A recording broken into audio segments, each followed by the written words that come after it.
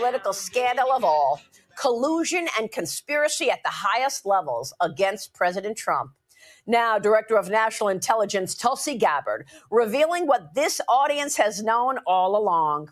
A cabal of high-ranking officials led by then-President Barack Obama, CIA Director John Brennan, and Hillary Clinton, among others, took the world on a wild goose chase to try and take down their political enemy, Donald Trump, no matter the casualties along the way.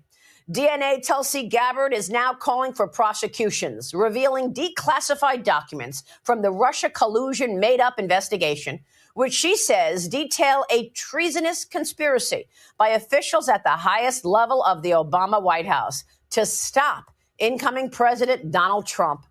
The cabal included Barack Obama, John Brennan, James Clapper, Hillary Clinton, Joe Biden, Jim Comey, and Susan Rice.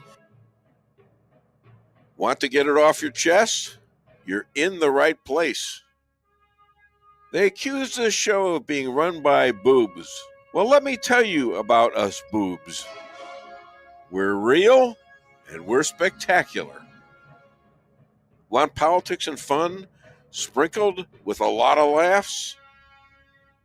Heard in every state in the Union and 1,000 cities around the world. We just finished 16 years of broadcast excellence, now in our 17th year. The Dave Weinbaum Show is streaming live all over the world.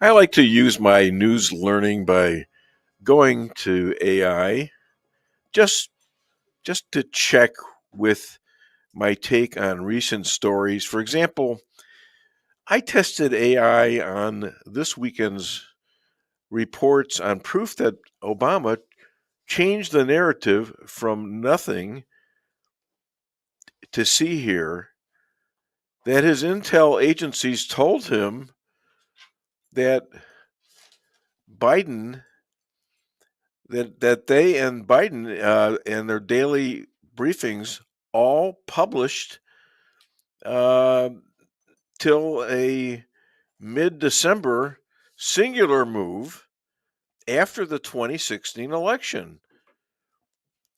To the Russians coordinated with Putin to win the 2016 elections without any proof from his own published intel.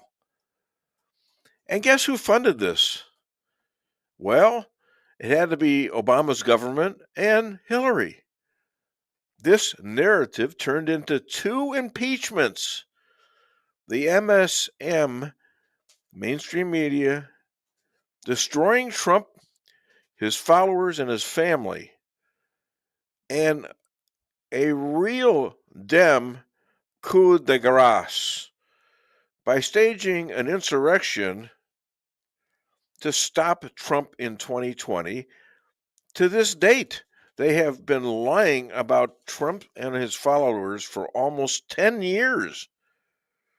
Obama, Pelosi, Schiff, Schumer, and almost every single Democrat or MSM switched to suddenly believing this corrupt narrative that attempted to eliminate Trump's first presidency and kill off the second.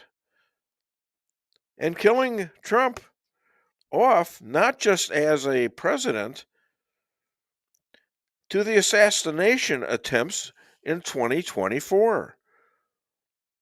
As to AI, I easily beat their arguments in my coup against Grok 3, sending it into a tizzy of not agreeing outright, but collapsing its own conclusions and arguments to go along with mine. Mars may not be a good place for AI. It's too cold and windy still. Who pushed a made-up story that President Trump colluded with Russia to win the 2016 election so the cabal would not lose their grip on power. All of this exactly as then Intelligence Committee Chairman Devin Nunes, Judiciary Committee member John Ratcliffe, and President Trump himself told us so many times from day one. What that is it's the original intelligence, the original reasons that the counterintelligence investigation was started. Now, this is really important to us because a counterintelligence investigation uses the tools of our intelligence services that are not supposed to be used on American citizens. So we've long wanted to know, well, what intelligence did you have that actually led to this investigation? So what we found now, after the investigators have reviewed it, is that, in fact, there was no intelligence. Okay, my name is Dave Weinbaum. We're here at the Dave Weinbaum Show. We're hopefully we got a great start on the show. My wife is here, Lisa Ann Weinbaum. Hello, darling. Good morning. Good morning. You're perked up. Not so much. Not so much? No. Oh, well, I'm sorry to I'm hear missing a cup of coffee. I think that might be part of the issue. You're missing. I made a little extra for you today. What happened? I ran out of time to drink. Oh, okay. Well, I'm sorry. Well, they have coffee here. I overslept by about an hour. So. Yes, I know. I was getting a little nervous about you. Yeah. I got up at 4 this morning. How's that? And my producer over here, always awake. That's J.P. Maxwell sitting across from me. Rick Henderson is out there in La La Land. I mean, in Salem, and he is producing all the clips and the bits. And we're raring to go today. I'll tell you what, we got a great show. We got JJ Bradshaw at 8:10. Rabbi Moshe Rothschild after a week's absence. He's calling in at 8:40. Willis, Bob Willis, or as we call him around Raleigh, Bullock-Willis. He's on at 10 o'clock. He's got a lot to add. And not Chris, but the McCloskeys are on at 9:30. And he's going to have some devastating information, believe me, for the crowd that's seemingly sinking very fast. And we've got that's what we have. And let me see. Did I miss somebody? Did I mention the McCloskeys? Yes, I just did. Okay, so we got a great show today.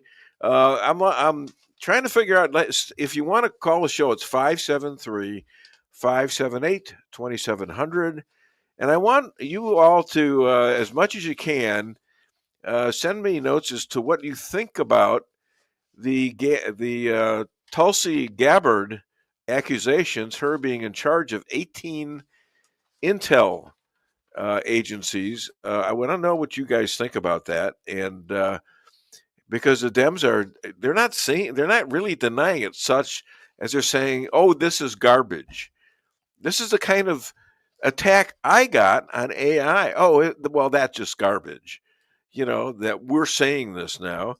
And he was impeached twice during his first presidency. Trump was, and that the mainstream media was using this Russia thing, which was totally dismantled by Biden and Barack's own presidencies and vice presidencies. And suddenly they changed. In December, after the 2016 election, suddenly, well, they had to create a reason why they lost. It couldn't be because they sucked and that Trump was much better than Hillary, could it? No. Yes, thank you. Thank you very much. We have a little crowd here today. Thank you very much. Yeah, my wife was what? What was that?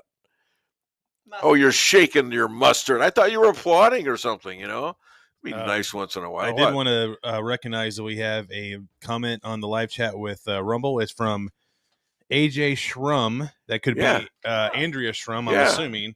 Yeah. Watching on Rumble this morning, saying good morning from Northeast Missouri. So I believe that's Andrea. Cool. Watching on Rumble this morning. Yep. Andrea Shrum, thank you so much. And how come we don't get it on the Facebook thing? Because it's on... Rumble has a separate... okay. Show it here. Yeah. But Separate chat box. Yep. Oh, okay. AJ Shrum. Yeah, that's her. Good. Well, thanks for listening. I appreciate that. Unfortunately, Rumble doesn't have it where their live chat goes to us like the others. But come on, guys, get with the program. We love you, Rumble. We love them all. You know, it's a podcast. It's a show. It's a live show, 3 hours worth. We get all our stuff in. We have absolutely the best guests in all podcasting, I think. And we got we've got JJ coming on very shortly. Maybe he's coming in. Who knows? So, by the way, today is National Hire a Veterans Day. And let me just mention this, guys. We at McDonald's, you know what? We're hiring. Come on in. I love veterans. All right, they're great. In fact, most of our we have so many customers that are veterans.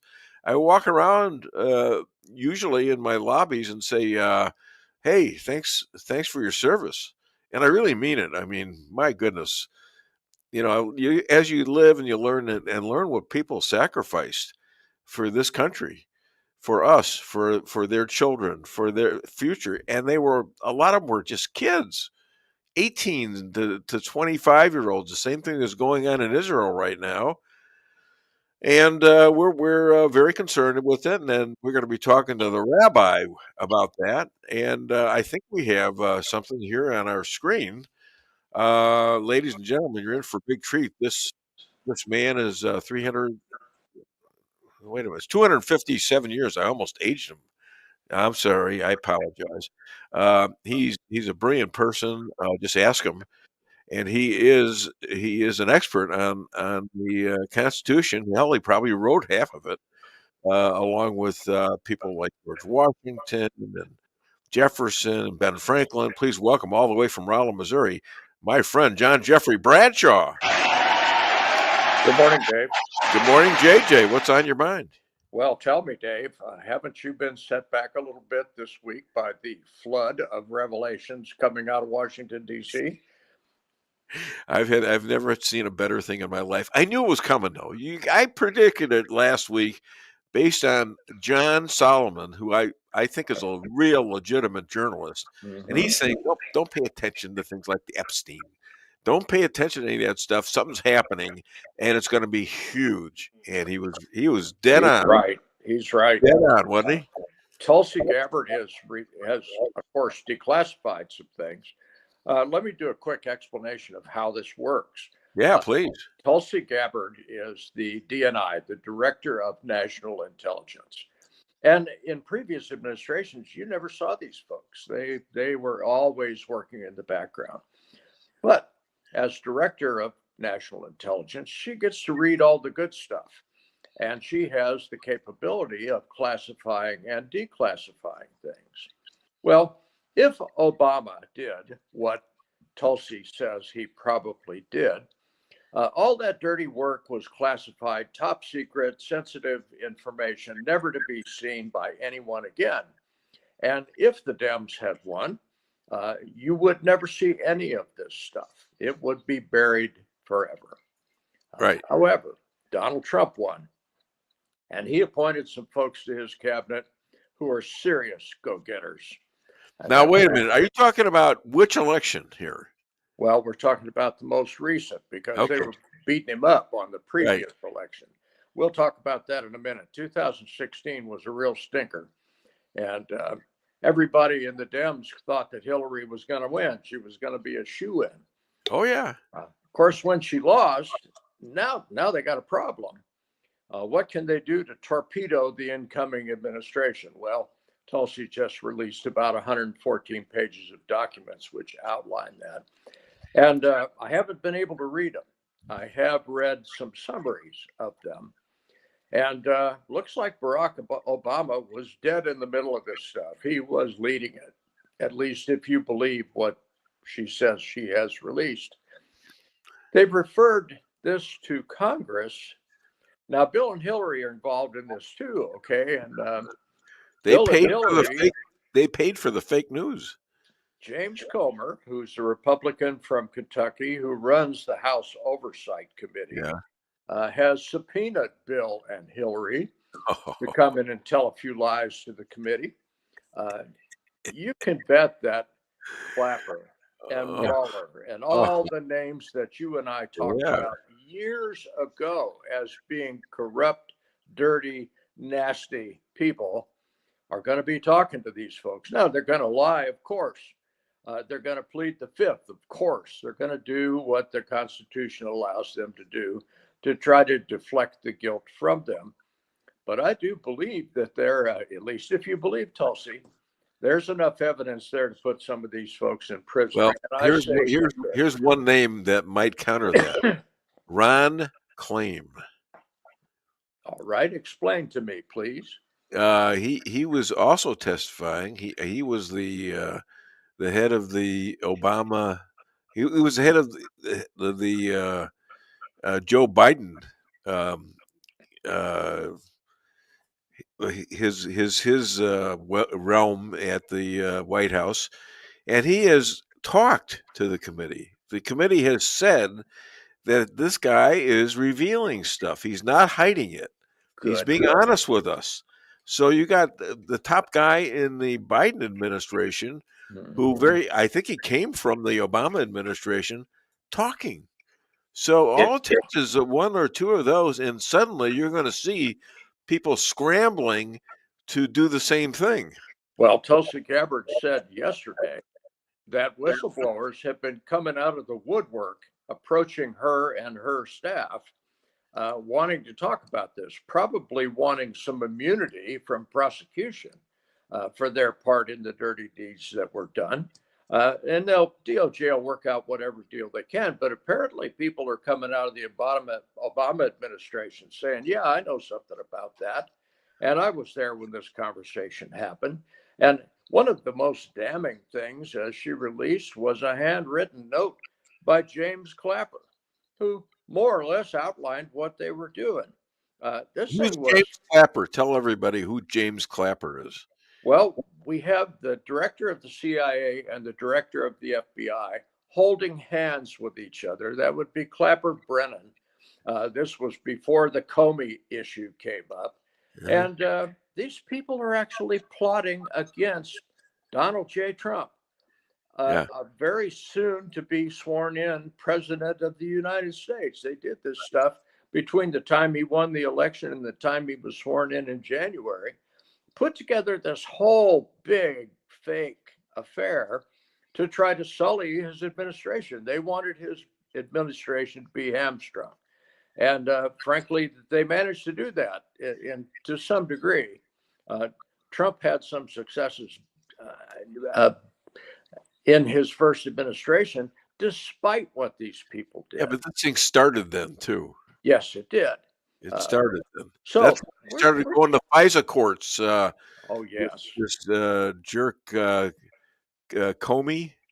Yeah, I mean, geez, he's going to FISA courts and he's lying his butt off to them, but he goes so often that they say, well, there's got to be something there.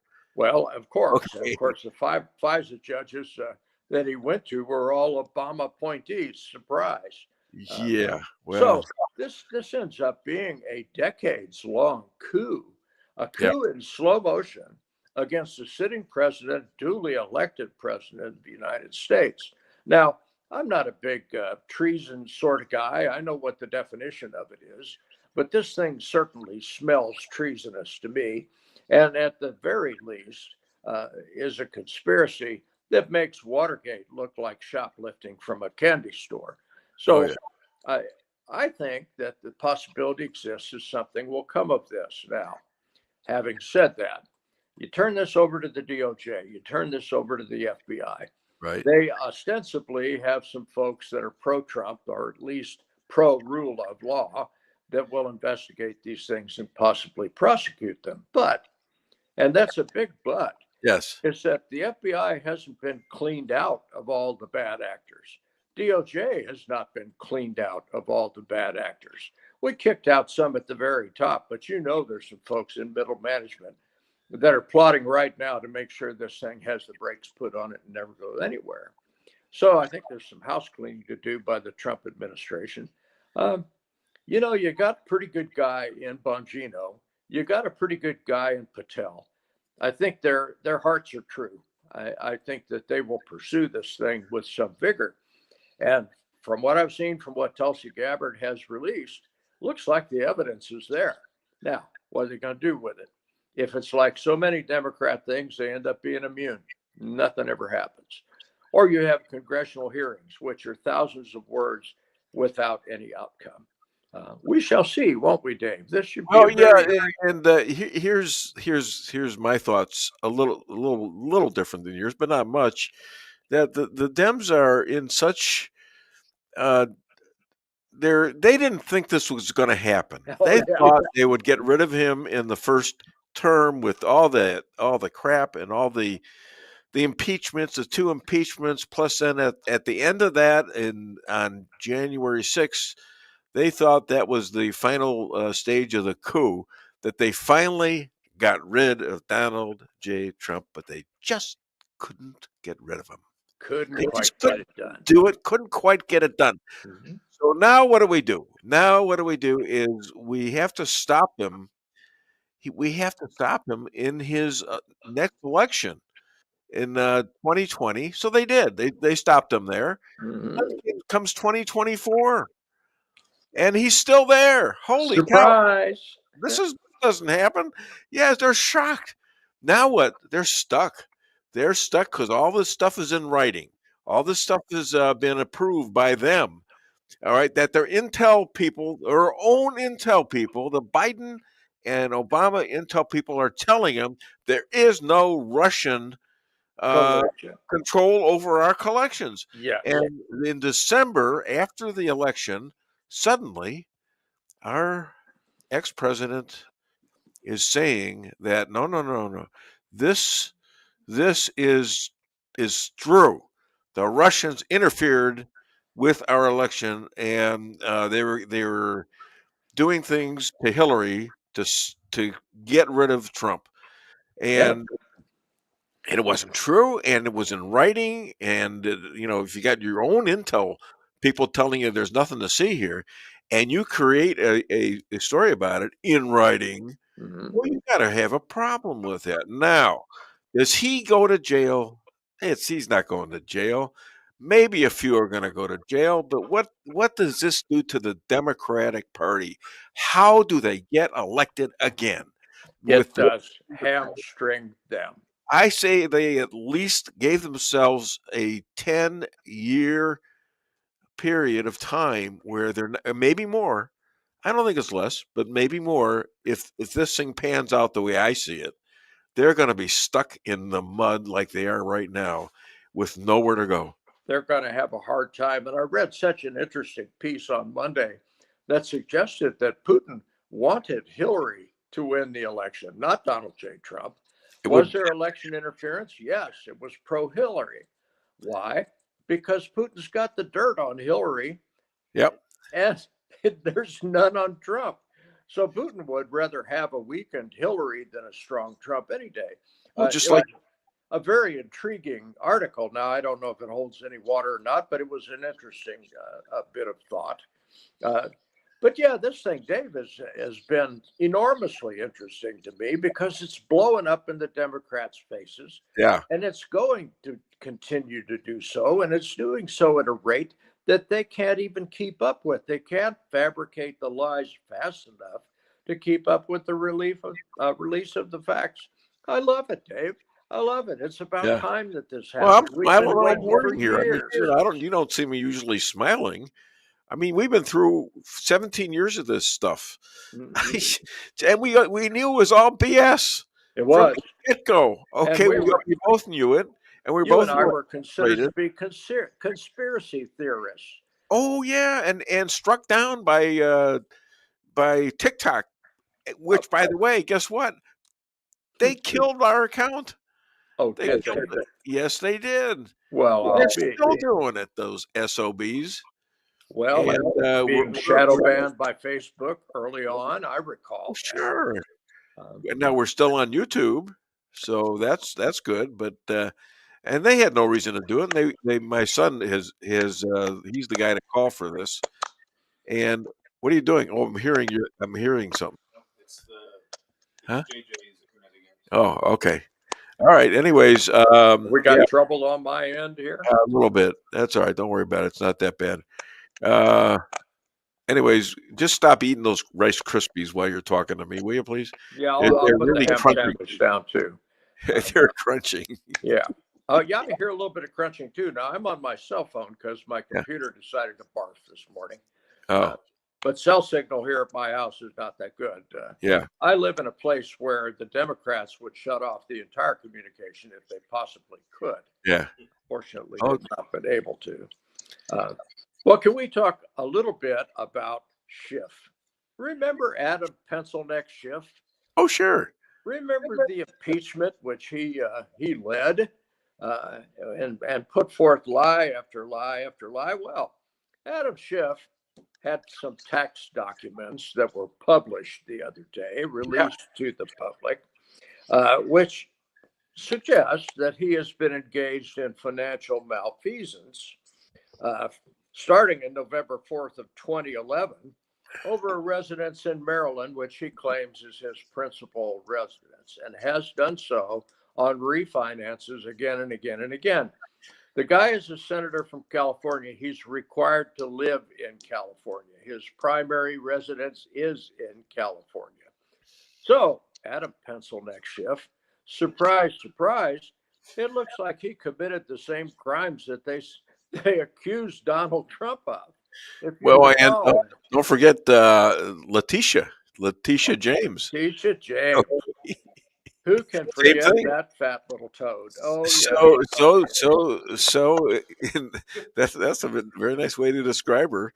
And her father signed off as her. Yeah. So there's a little thing that's it's a lot screwy. Yeah, it's fraud. It continues to be fraud.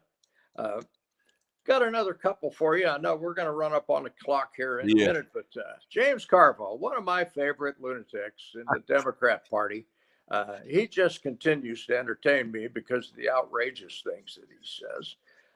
He did an op-ed in the New York Times, which I read the other day. Yeah. And he described the Democrat Party as, and I quote, constipated, leaderless, confused, end quote, and quote, a cracked out clown car, end quote. This guy was a very big deal in the Democrat Party when he was a sane person. And now he's describing his party as a party of lunatics. Surprise, I agree with him, and I'm relatively sane. But this nut job is calling it like it is. Well, the Democrat Party is leaderless. A clever nut is what he is, in my opinion. He's still a nut. He always was a nut, but he's clever. Pete Buttigieg. This is my final and parting shot. Well, my second and final shot. Okay. Secretary of Transportation, Pete Buttigieg. Now, we knew that this homosexual bozo was an apparatchik of the Democrat Party. We knew he was nothing but a political hack. He took $80 billion of transportation money and put it into what he called Justice 40. Well, what's Justice 40? I had never heard of this thing before.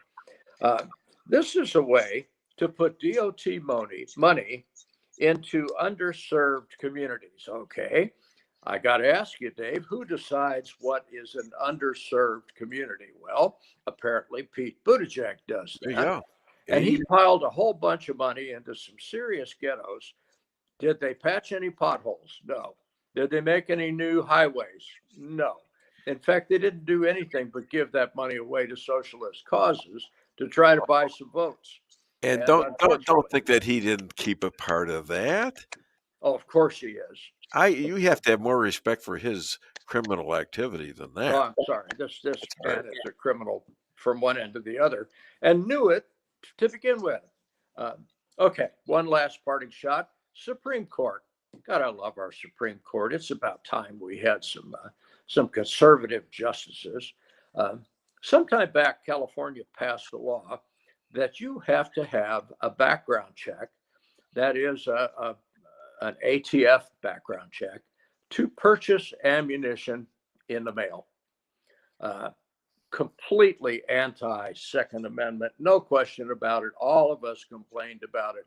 It went up through the courts, and surprise, the Ninth Circuit Court, which is known to be lunatic left-wing California bozos, actually decided 3-2 that that was unconstitutional and has directed the state of California to cease and desist. So now, if you happen to be a resident of California, you still can't have a gun, okay? But at least you can buy ammunition by the mail. Go for it. Well, yeah. By the law, you can't have a gun, maybe, and I don't think the local laws oversee the Constitution. Do you? Well, we know it's California. Dave, time for me to go. All right, my friend. You say hello to your lovely bride, and have a great weekend. It's always a pleasure to see you. Let's hear it for J.J. Bradshaw. Hi, J.J. All right, let's play. We got some great clips on Gabby talking to Maria Bartiromo, Gabby Gabbard, Tulsi. Let's play a couple of those right now. All right. It would expose certain folks at the Obama Justice Department and FBI and their actions taken to conceal material facts from the Foreign Intelligence Surveillance Court. How involved was John Brennan? Totally involved. He was totally involved. John Brennan was one of the architects, in my opinion. You look at Brennan, you look at Clapper, you look at them all. But ultimately, the president knew everything. The president knew everything. President Obama and Vice President Biden, they knew everything. And Comey and Brennan and Clapper, they all were terrible, and they lied to Congress. They spied on my campaign, which is treason. They spied both before and after I won. The Director of National Intelligence, Tulsi Gabbard. Director, thanks very much for being here this morning. Good morning, Maria. Thank you. What was the most damning thing that you learned after looking through all of these declassified documents? Maria, the implications of this are frankly nothing short of historic. Over 100 documents that we released on Friday really detail and provide evidence of how this treasonous conspiracy was directed by President Obama just weeks before he was due to leave office, after President Trump had already gotten elected. This is not a Democrat or Republican issue. This is an issue that is so serious it should concern every single American, because it has to do with the integrity of our democratic republic. What we saw occur here, as the documents we released detailed, was that we had a sitting president of the United States and his cabinet and leadership team, quite frankly, who were not happy with the fact that President Trump had won the election. The American people had chosen Donald J. Trump to be the next president, commander-in-chief of the United States. And so they decided that they would do everything possible to try to undermine his ability to do what voters tasked President Trump to do. So creating this piece of manufactured intelligence that claims that Russia had helped Donald Trump get elected contradicted every other assessment that had been made previously in the months leading up to the election that said exactly the opposite, that Russia had neither the intent nor the capability to try to, quote unquote, hack the United States election for the presidency of the United States. So the effect of what President Obama and his senior national security team did was subvert the will of the American people.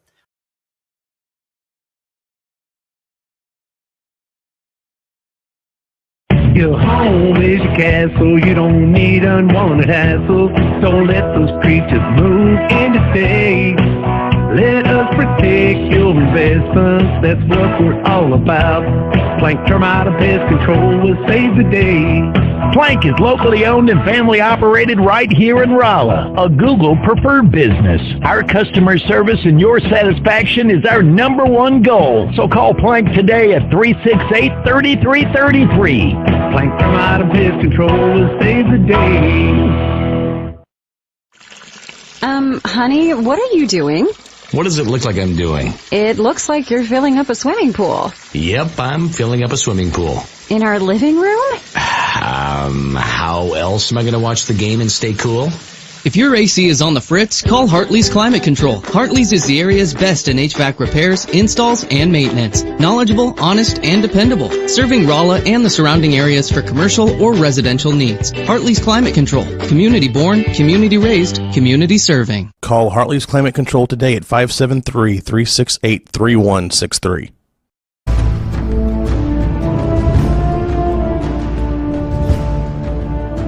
Never be too coy to tell your friends and family about koi sushi and hibachi.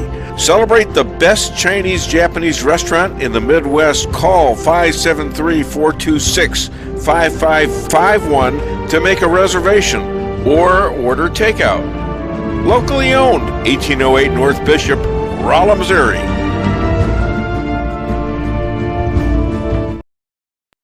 We can sum up McDonald's new crispy chicken sandwich in one word.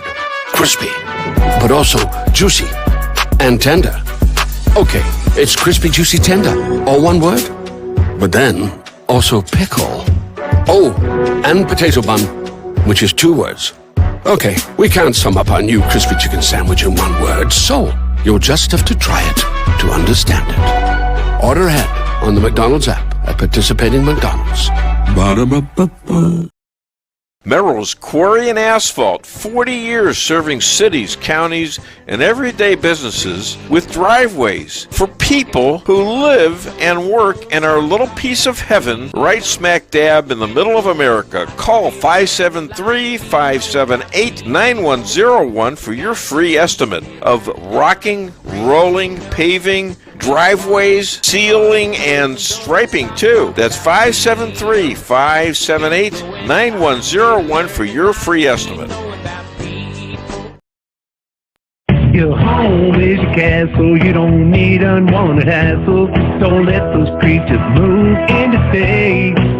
Let us protect your investments, that's what we're all about. Plank Termite and Pest Control will save the day. Plank is locally owned and family operated right here in Rolla, a Google preferred business. Our customer service and your satisfaction is our number one goal. So call Plank today at 368-3333. Plank Termite and Pest Control will save the day.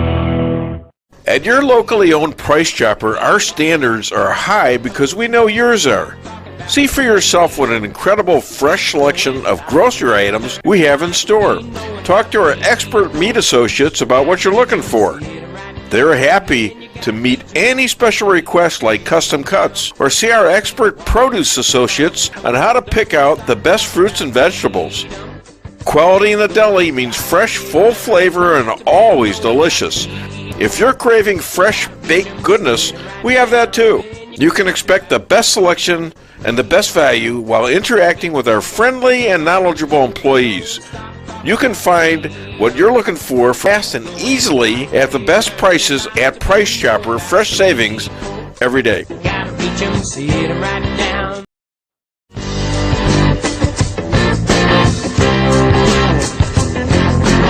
A-Car Real Estate, where experience matters. 532 million sold since 2003, the number one sales volume in Phelps County. As a client for decades, I can say they are the best in mid-Missouri. Call 573-368-7355. That's 573-368-7355 for the best real estate experience you'll ever have. Gotta reach 'em, see it right now.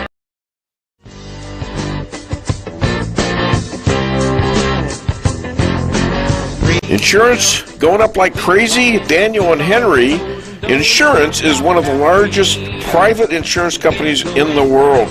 Richard Boyette, 314-444-5011. He's my guy at Daniel and Henry for 10 years.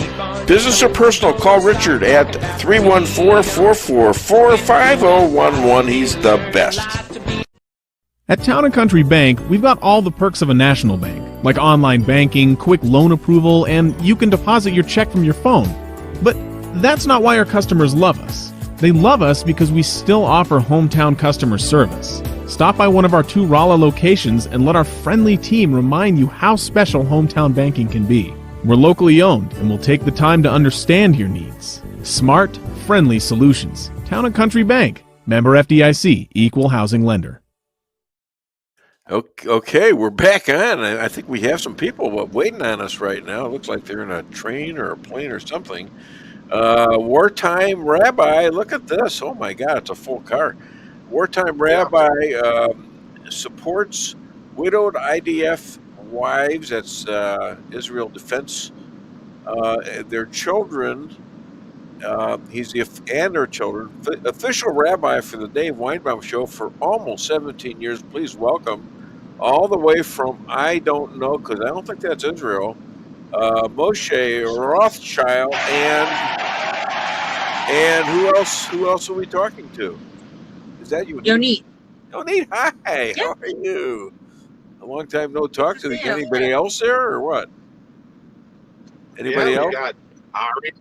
We got Ari in the back. We got Shira, my daughter Shira, and my nephew Zevi. Wow. And so, well, hi kids. How you doing? Say hi. Yeah. What, are they sleeping? I think they're all sleeping. Yeah. America has been rough on us. They're tired. Yeah, I have that effect on people. I'm starting to get tired myself. Hell, I'm gonna take a nap. Hey, so what are you doing? You taking a vacation or what? Yeah, we actually went to Vermont. We were in Vermont. Maine. We were in Maine. We were in New Hampshire. We were in Massachusetts. So it's been. Well, that's good. They're all sanctuary states, so you were safe, right? Yeah, we were very safe. Yes, good. Yes, I hear you perfectly. Yeah. Just don't go to France because they're going to make that into a Palestinian state. Did you know that? Yeah, I wonder how they're going to do that. Are they going to get rid of Paris, or did they mean you? Well, they can move. Israel suggested that they turn the French Riviera into a Palestinian state. Yeah. No, I think it's a good idea. I mean, it's probably going to get there anyways. Yeah, they got plenty of room, so why not? I got a great picture of, what's the guy's name? Maroon, or what is it? Moron? Macron. Yeah, I knew it was something like that. I got a great actual photo of these arms coming out, and he's on a plane and hits him in the face. And it's actually a picture of his wife doing that to him coming off an airplane. Yeah, I saw that. Tell you, that was pretty funny. So, Yonit, how's your painting going? You are Barbara. You're painting. Your paintings. My painting. Yes. I said my cooking. I thought I said my cooking. My painting is on hold because I'm here in America. But wait a minute. She cooks too? Another I do cook, of course. Of course. All right, tell me more about your paintings. Come back. My paintings are good, but right now I've been observing the horses instead of painting them. And when I get back to Israel, I'll start painting them again. You paint horses, right? I do paint horses and other things too. Oh. Yeah, I like to paint horses. It's a good escape from living in a wartime and having a kid in combat. Nice to escape from all that. So that's what I do. Okay, so the IDF released footage from Gaza showing thousands of pallets of aid waiting to be picked up by the UN. The UN wants more trucks, and they're just piling stuff up. Why was the UN not helping to distribute this stuff? Well, what I think, and what I think I read, is that there is a vested interest in not allowing, I think it's called the Gaza Humanitarian Foundation or something like that, who would like to be distributing this food, but they're not being allowed to because the United Nations wants to hold on to UNRWA and to keep their control over there. They're, of course, working with Hamas and had a number of Hamas agents working with the UN there. So they have a vested interest in holding on to control. And if you let the Gazan humanitarian aid, if you let them distribute it, then that means that the more moderates are going to have control of the people. And they don't want that. So, I mean, I'm not so bold to say it on my own, but what I've read is that they are interested in maybe not having the Gazans starve to death, but if they're a little bit hungry, maybe that's not so bad, because that's what they're thinking, is that it helps them maintain control, because whoever feeds the people has control of the people. So well, that's a big slam, not only to Israel but to the United States, who supports Israel. That's a slam. But that's what we've, what's been exposed, I think, through the whole war, is how much the UN and UNRWA have been infiltrated by Hamas, and how it's a mask. It's nothing more than a mask for the terrorists to do what the terrorists want to do, for the most part. I'm sure there's maybe some well-meaning people in there too, but there's a lot of it's been infiltrated and taken over by the bad guys, and that's a problem, and that has to stop. Sure. Hey, Columbia University suspends, expels, revokes degrees of pro-Hamas activists who seized the library. Other U.S. colleges are starting to come with it too. One college, I'm not sure which one it was, just is going to pay a $200 million fine. It could be Columbia too. I'm not sure exactly. And what are they doing carrying $200 million? Wow. I should have been. You should have been a professor in a school or something like that. You know. Oh yeah. I'm sure it's the insurance that they have that will pay for it, but these universities have billion-dollar endowments, billions. Harvard, Yale, Columbia, Princeton, have billions of dollars in endowments. But I think this is a big win for Trump. It's a very big win for him, and it definitely. Reinforces the notion that Trump is good for the Jewish people.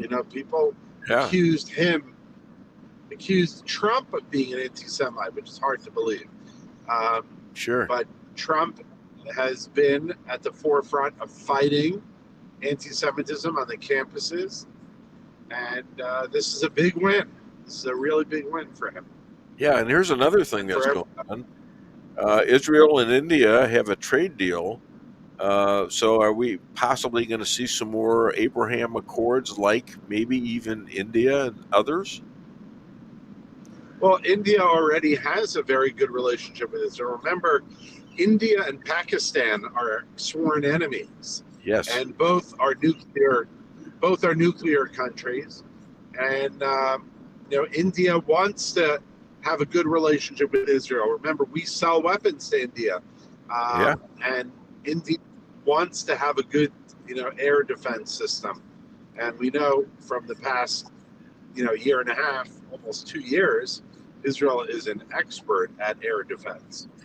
Yeah, and also they had a little war going on there for a while, India and Pakistan, and Trump stopped that war too. Yeah.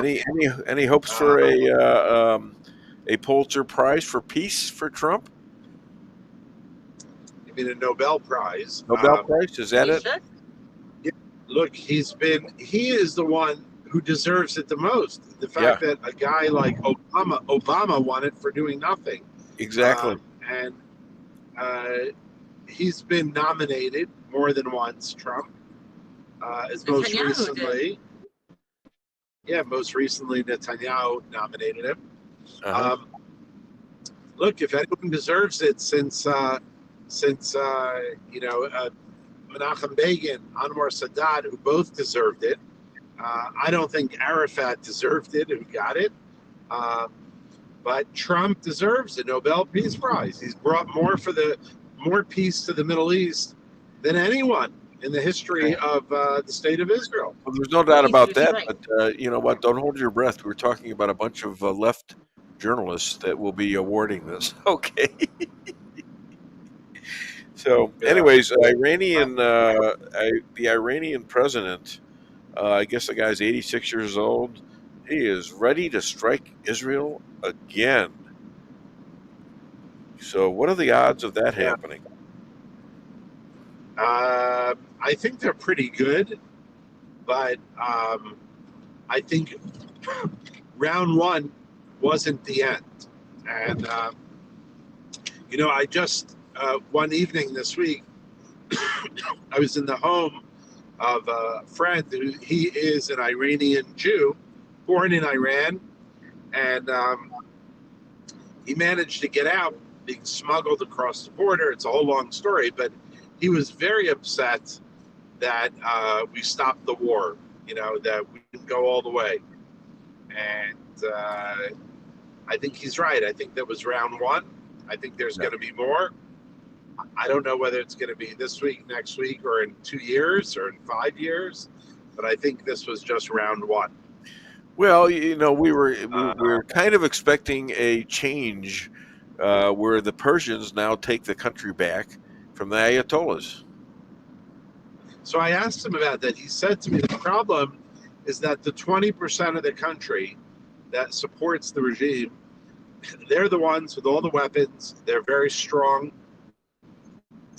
And unless they're going to get outside help, they're not going to be toppled.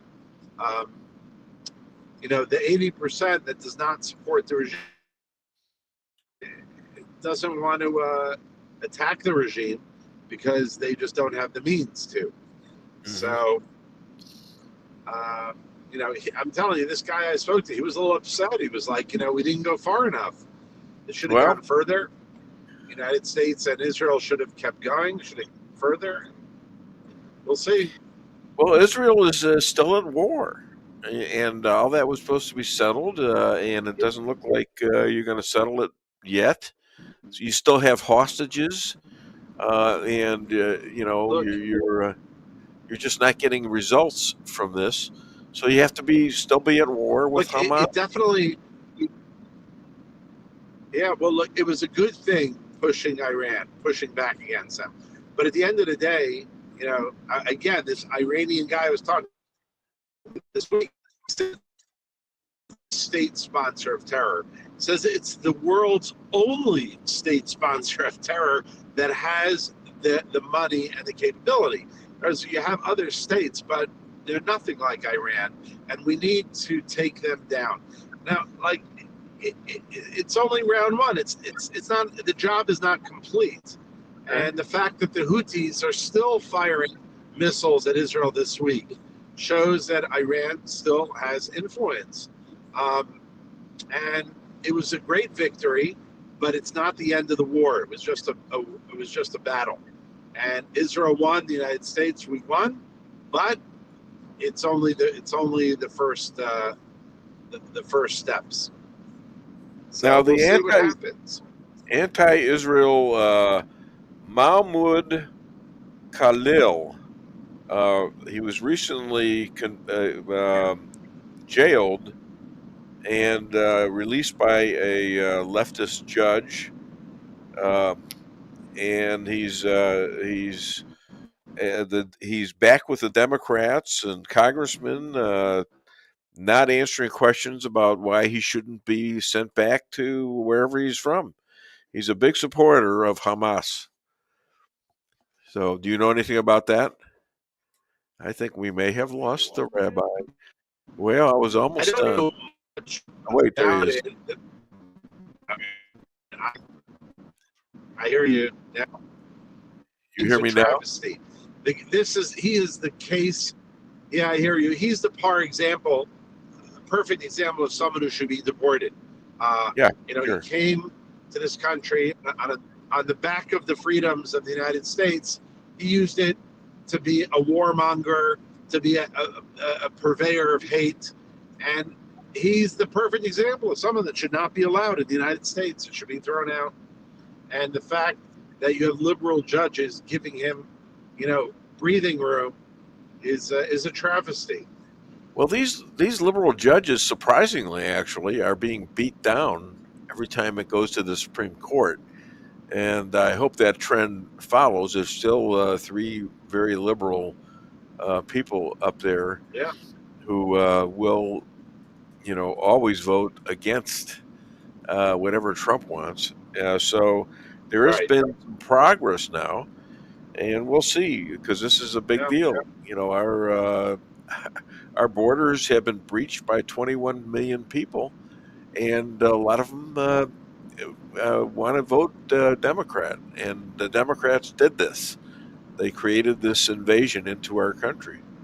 Trump's taking them down, and it's going very well, to the point to where they are actually voluntarily taking themselves out of the United States, putting themselves back in Venezuela and Mexico, places, El Salvador, so that maybe they can, instead of being grabbed off the street, they can go back and do it the right way, legally. Right. Anyhow, other than Dave Weinbaum show, where can people find you, buy your book, which is? Yeah, they can go to secretsofthehebrewbible.org, pick up a copy, they'll love it, and or they can go to our website, israelalliance.org, facebook.com/Israel Alliance. We'd love to hear from you guys.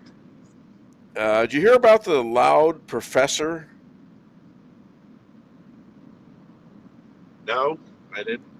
Yeah, he was a real scholar. What do you? I Go ahead. What did he say? I don't need it. No, you can't play the one. You can't play the Eddie Murphy one now. Scholar, not Scholar. CHASKAWLER. Scowler. Yeah, it was a very questionable joke.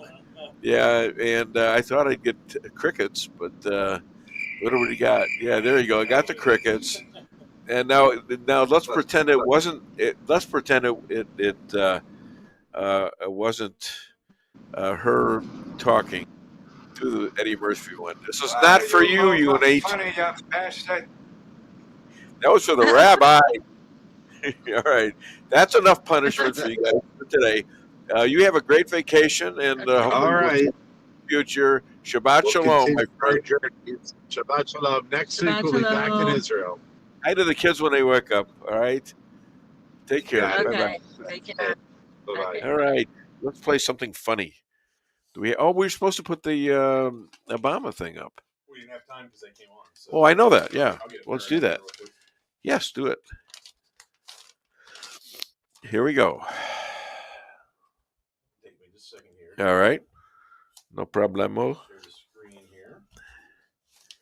No problemo. We got a lot more show. Who we got up next? We got we got the McCloskeys up next at 9:30. Whoa, that's gonna be cool. They're such cool people. Just keep paddling. I'm coming for you, Barry. Even Big Mike can't save you. Michael, hurry up and paddle. On your own, bitch. How far are we from Kenya? Just keep paddling. I'm coming for you, Barry. Even Big Mike can't save you. Michael, hurry up and paddle. On your own, bitch. Okay. All right. Don't be offended. Please don't be offended. Even I'm offended. Are you offended? Yeah. Why? Well, just to see those bodies in those swimsuits was enough. To see the what? Those bodies in those swimsuits. Woo. Oh, honey, it was a joke. I know. You didn't like the joke. I thought it was funnier than hell. Okay, well, what are you going to do? We have some messages here, don't we? All right, we got a few. There you go. Rico Camino. Good morning. Good morning to you, Rick. This is Rico. Patricia, Odin, Maxwell, sounding good, looking good. Go team. Thank you, Pastor Pat. Andrea Shrum, I think we already said good morning to you. Yep. But yeah, well, there was somebody else down there. I know there was somebody. Yeah, Kathy Sanford, Dylan, good morning, and happy Friday. Love you all. We love you too, and especially the fact that you have taken the. Wait a minute. Oh, I'm sorry. You have invented Friday, which is great. I appreciate that. Andrea Shrum. It is constitutional. It is constitutional. A republic, Tulsi, not a democratic republic.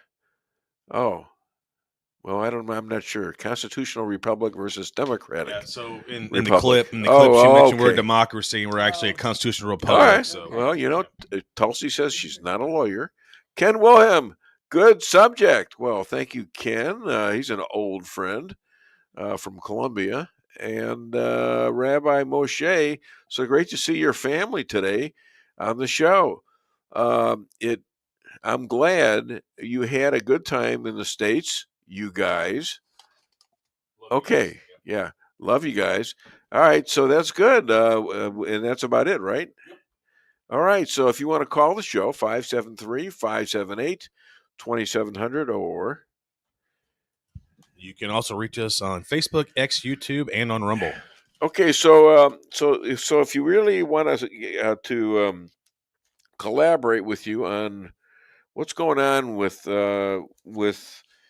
our top government in terms of Barack Obama being maybe up for treason, I mean, he's done everything you need to do to make this a crime. I mean, it's like they wanted this to happen. What happened really was he got stuck. He didn't know this was going to happen. He didn't know that Trump was going to run and win again. He thought he was done after the first term, that he had destroyed his reputation, Trump. Instead, he destroyed his own reputation as this great black man that suddenly was going to save America. And that was what the role he played. Never happened, but people still recognize him as a breakthrough president. And well, I mean, you'd have to. I do. First black president. He just turned out to be a rotten SOB, in my opinion. And it's too bad. It's too bad. They tried again with Kamala. I mean, yes, we should have a black president someday, but make them be able to win it with their brilliance and not with lying and setting up other people for their victories. I mean, you don't need it anywhere else. Blacks are great business people. They're great employees. They're great getting more and more into the opposite of what Democrats want you to be. They're starting to take care of their kids in these various areas where it's tough to exist if you're a kid and an adult. So I mean, look, a lot of blacks voted for Trump this time, and I think a lot more will too after this. The racism thing ain't working for the Dems. Just ain't working, and they understand what Trump is, and they admire what Trump is, and they know that Trump has relationships with a lot of black people, and they're good relationships. They're even relationships. They're friends. He plays golf with friends. He plays golf with black people as well as white, as well as his family. And so there's no racism on that side. Frederick Gale, I always knew Obama was a con man. Well, thank you for that, Frederick. I appreciate you coming on the show. So when Obama ran the first time, I was finishing up college, and there were so many that I went to college with that said, "Oh, this is so great. He's in what people were talking about were not his policies.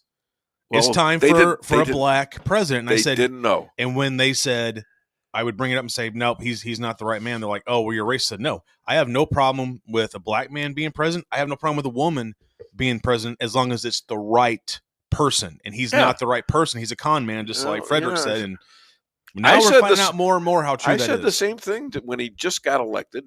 One of my first shows was congratulations to him. I hope you turn out to be a really good president, because this is something the country. I thought it was a good thing too, But golly, you got to have something behind it, and yeah, he did, and it was communist. I voted for Trump both times as a black. Oh, I couldn't tell. Yes, I can tell. I'm kidding. Okay. And yeah, I mean, and probably a lot of your friends did that too. Did they not? I would be curious if Frederick would mind answering this. What was it about Trump's policies that he found so much more favoring than the Democrat policies? Yeah. Why did you vote for Trump versus anyone else? That I'd like to know. What was the attraction to Trump? And well, I mean, I'll wait for an answer if he wants to, and I'm being kind of demanding, but I might even have him call me. Sure. Golly. Anyhow, Colbert's message to Trump. Who's Colbert? Who am I saying? Oh, forget it. The was guy that gibberish. got canceled, Stephen Colbert. Oh, Colbert. Yeah. Yeah. Colbert's message to Trump. What a classy guy he is. What I find interesting is that, of course, the whole thing when they announced Colbert's show was going off air was, oh, this is a political hit. And it turns out CBS is dumping him because of the financial losses from his show. Yeah. And it's astronomical, the millions of dollars lost. All right, Frederick is back. I want to read his stuff. I have been following Trump most of his life, and he's never been racist, and I hated Democrat policies as a Christian man. That's a great answer, and I thoroughly understand that. I happen to be Jewish, but I don't see any racism in Trump at all, nor anti-Semitism, and that doesn't mean that he's going to love everything that I do or his Jewish grandchildren do, and his Jewish his Jewish son-in-law does, and he's a good man, and I like to think that people will be good people who are fair. Okay, we didn't have another one there, did we? All right, so let's play another thing that's funny. Why don't you play the Steve Martin thing? Oh, give me just a second. Yeah, okay. All right. And yeah, Colbert is marching around the stage with a message to Trump. F you and ever. Huh? I missed that. Oh, you missed that. Yeah. Yeah, he was the one dancing around with the shots that were supposedly to cure you and ended up killing you for the most part. Yes. You ready? All right, hit it. They always make me do it a certain way here. Facebook always puts me through the ringer to share stuff. There you go. Well, at least we're on it. There we go. Coming on right now. I remember one night many years ago, Paul called me. It was in the evening, and he said, Steve, I'm so excited. I've just finished a new song, and I just have to tell somebody. And I said, oh, great. What's the title? And he said, 47 Ways to Leave Your Lover. And I said, Paul, what if it were 50? 50 ways to leave your lover.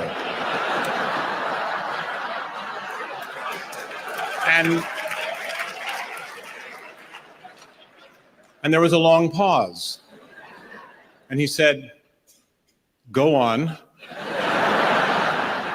And I said, well, 50 has a nice ring to it, and 47 sounds a little awkward. And he said, but, I've got 47. I can't think of any more. And I said, make a new plan, Stan.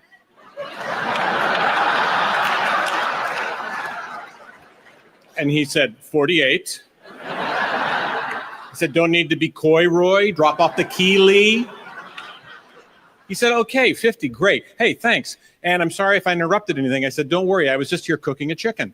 And he said, oh, really, how are you preparing it? And I said, parsley, sage, rosemary, and thyme. And now look it up. I don't know. I think that's funny. I think it's funny, and I liked it. And so, it's you like to have a little fun on the show, a little humor. Again, you want to call me? We got something coming up at 9:30 We've got the McCloskeys. Now, the McCloskeys have turned out to be great friends to me. Yes, these are the people that were in St. Louis, just north of Forest Park. Wait a minute. Trump isn't perfect, but he tries to be president to all Americans. You are so on it. You are on it. Thank you. Thank you, Frederick. Patricia Owen Maxwell. We at our church and hub group always knew that Trump was the one. Through prayer, we were led. We were led by the Lord to vote for him rather than who some of our leaders were leaning toward.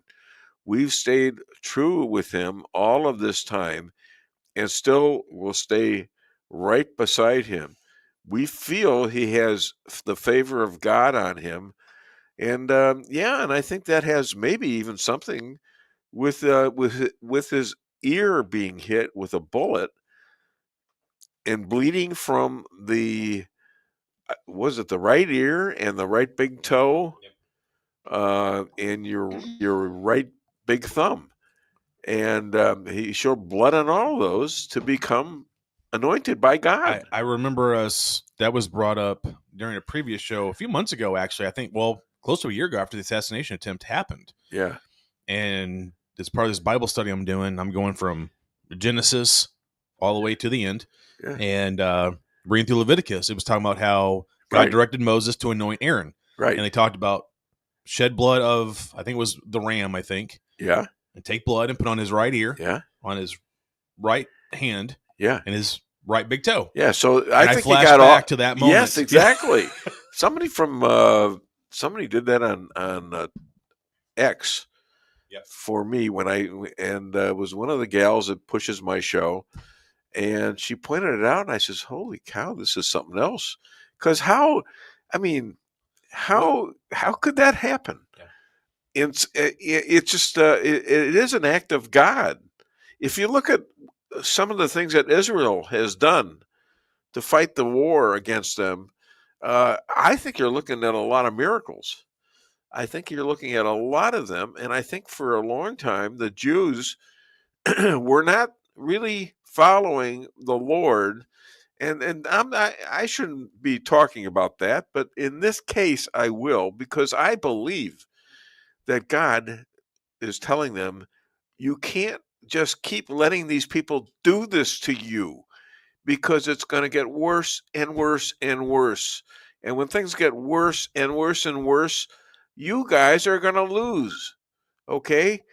I mean, if they had retorted or left Germany, think about that. If Germany had only expelled the Jews instead of murdering them, they all would have gone to Israel.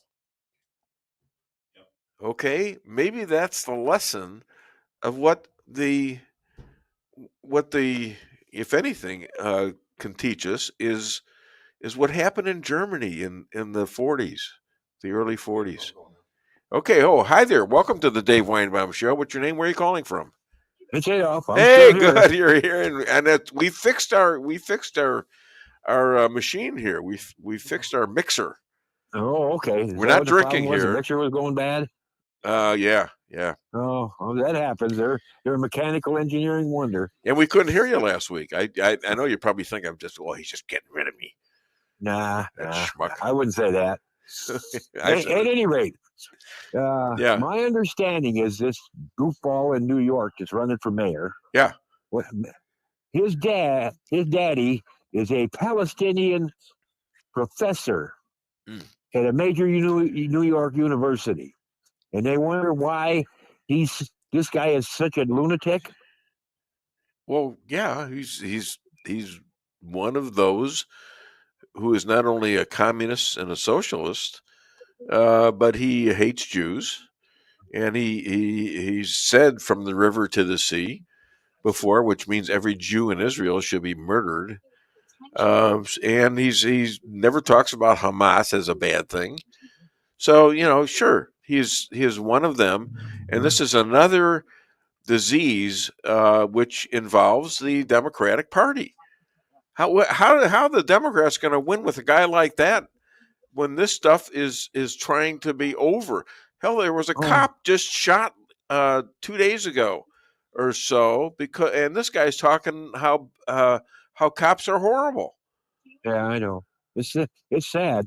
And yep. Oh, these telephones. Oh, okay. Anyway, yeah. The bad part about it is they've infiltrated our schools, and now they're poisoning our young. Well, and that's going on all over the place. Now they're suing these sanctuary cities. The mayor, Mayor Adams in New York, who is now sort of becoming he's an independent now and actually leaning towards the Republicans. He was a cop, but they're suing him to get rid of the sanctuary cities. And Louisville has already gotten rid of the sanctuary city. They're going away. Yeah. It's the most anti-American thing. You're gonna keep people that hate our country, who came over here illegally, and you're not gonna put people that do crimes. They came over illegally. No more. Well, there's a Somalian. I think she was born in the United States. I'm not sure, but she's a Somali, and she's a representative in Minneapolis. Omar. From Minneapolis. Omar. And she, right. Oh, she's horrible. And she's just as nutso as the rest of them. Well, nutso, and hopefully there's got somebody going to beat them. But they settled. This is under Obama. They settled a bunch of Somalis in Minnesota. Believe me, I know. My son lives up there. Oh yeah, does he? It is crazy. Oh, you lived there for a while, didn't you? 15 years. We left before the big Somali input. Yeah. I'd say the population of about 30,000 is probably half Somali and now. I guess sadly you missed Tampon Tim as the governor of I missed him Minnesota. too. I bet you did. Not by much. What an interesting guy he is. Not. Oh, he's a nutso too. Oh yeah. But then he was educated in China. Let me read this because this guy has been talking to me back and forth. The assassination, I think is reading. Yeah, assassination attempt and how he handled it. Let me know that God appointed Trump for the job. Have a good day. Democrats don't have common sense or morals and are anti-American. And here's a guy that I think sounds like he was once a Democrat. So thank you so much for the conversation. Not a problem. This is Frederick V. Gate or Gale. I can't see. Gale. Okay, great. Yeah, you get old and you get glasses, and guess what? You can't see, even with the glasses. It's not good. Oh, Lord. Yeah, oh, Lord is right. Well, I enjoyed dinner with you guys, and hope you're not falling down at all.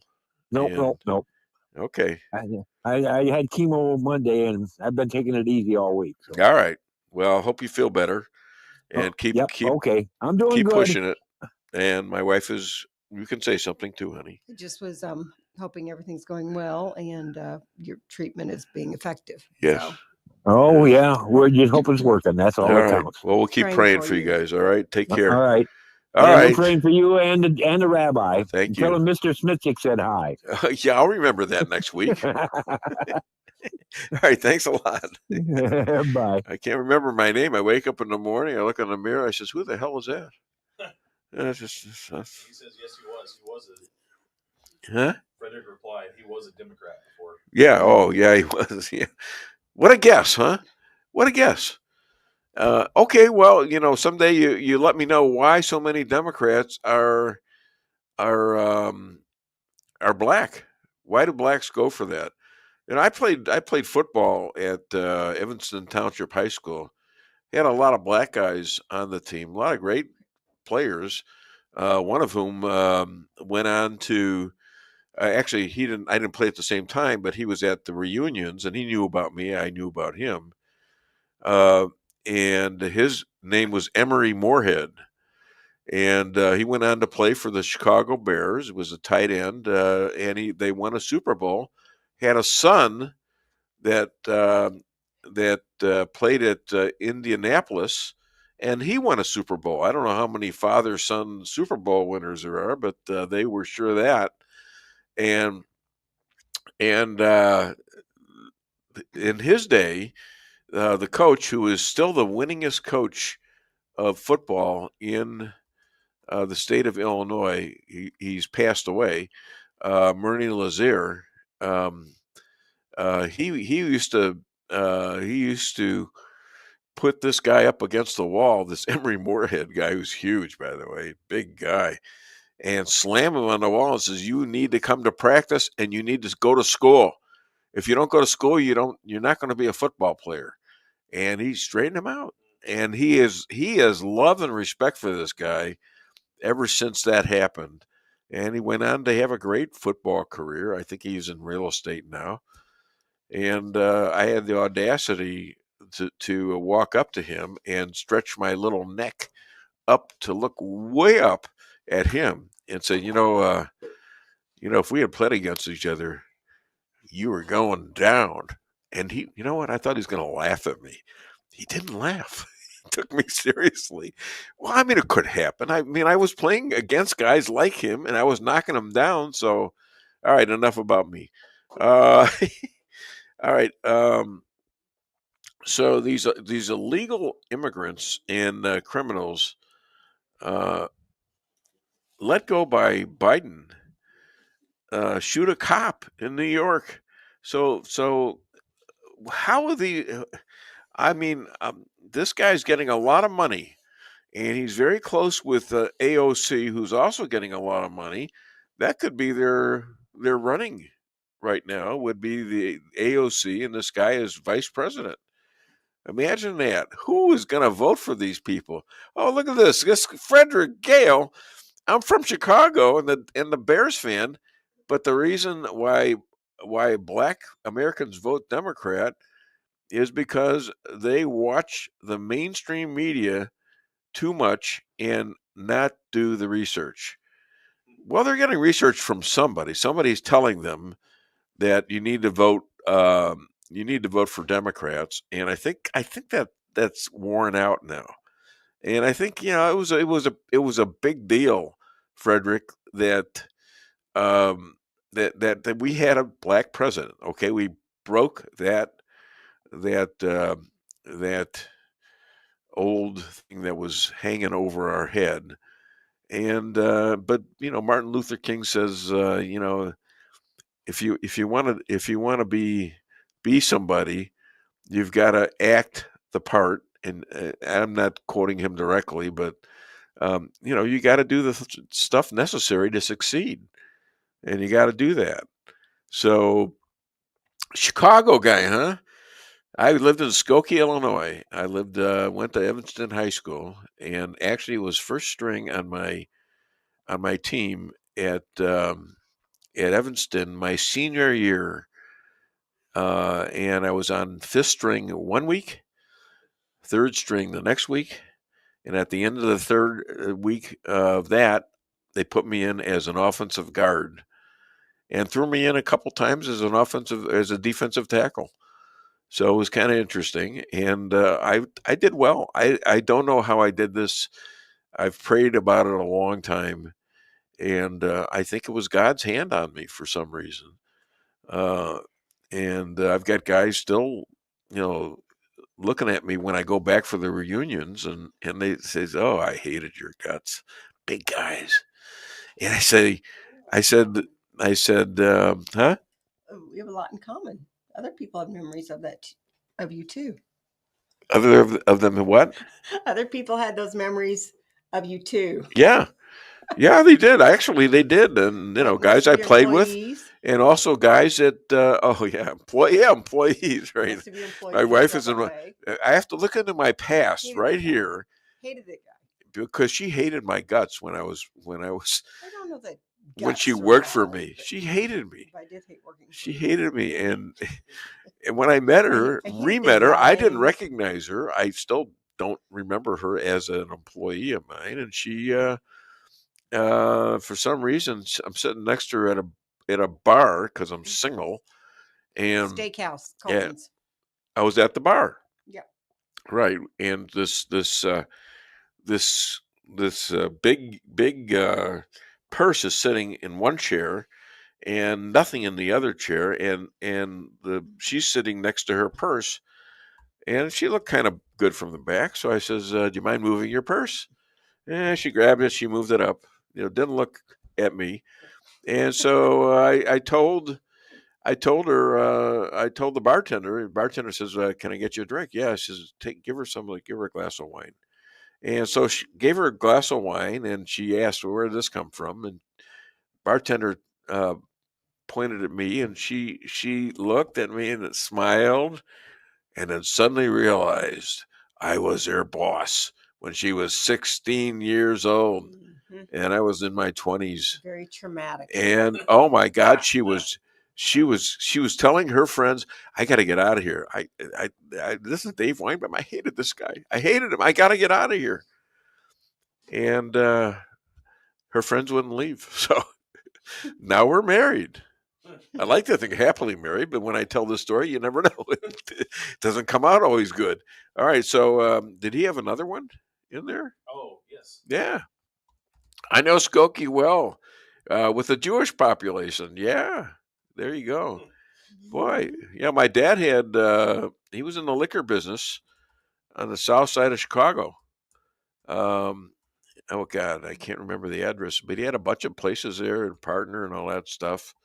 And he was the first guy to have the Blackstone Rangers would do their meetings in his basement.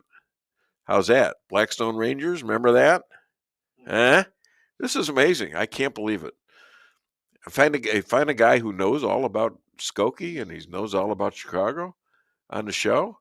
Man, I could interview this guy. I may just, if you can get me your phone number, I might have you on the show. I mean that. Okay. All right. So we're back here and we've got about 3 minutes until. All right, let's do something else. Let's do Seinfeld.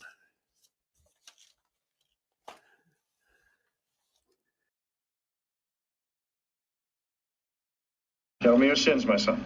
Well, I should mention that I'm Jewish. Well, that's no sin. Oh, good. Anyway, I wanted to talk to you about Dr. Watley. I have a suspicion that he's converted to Judaism purely for the jokes. And this offends you as a Jewish person? No, it offends me as a comedian.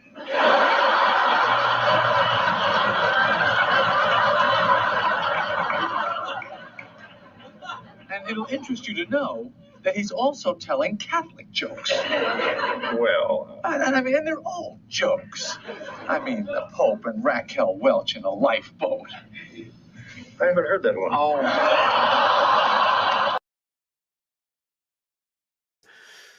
And then probably my next guest will be calling in. Oh, there he is. There you go. Did you ever look at your watch and then you don't know what time it is? And you have to look again. And you still don't know the time. So you look a third time and somebody says, what time is it? You say, I don't know. Do you ever notice how sometimes all day Wednesday, you keep thinking it's Thursday? And it happens over and over all day long. And then the next day, you're all right again.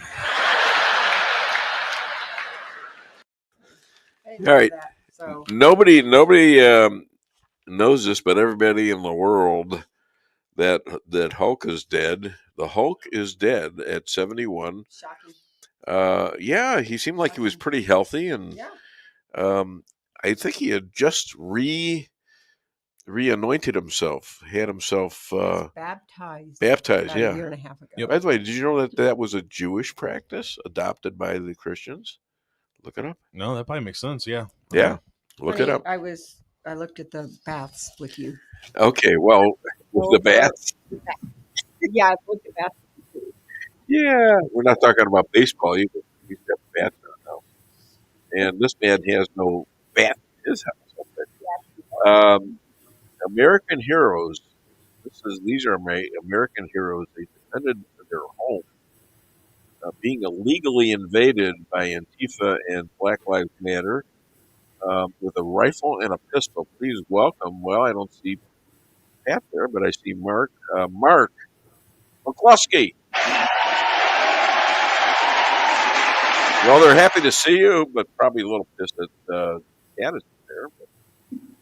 But, I know somebody's got to make a living. Is that what you're saying? I know. Yeah. Like I said about a month ago, it's just keeping your audience in at the edge of their seats, wanting to know whether or not Patty's going to be here this Friday. I bet you there's some people that are actually looking for her right now.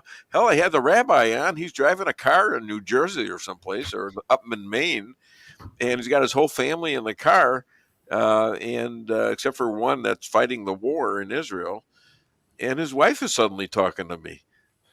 So I did a little bit with her, and asked her about her hobbies, like paint. She's a great painter. She's a smart woman. So that was kind of interesting. Anyhow, well, it's easier in our religion because our priests can't get married or have kids, so they can travel in a much smaller car and have their whole family.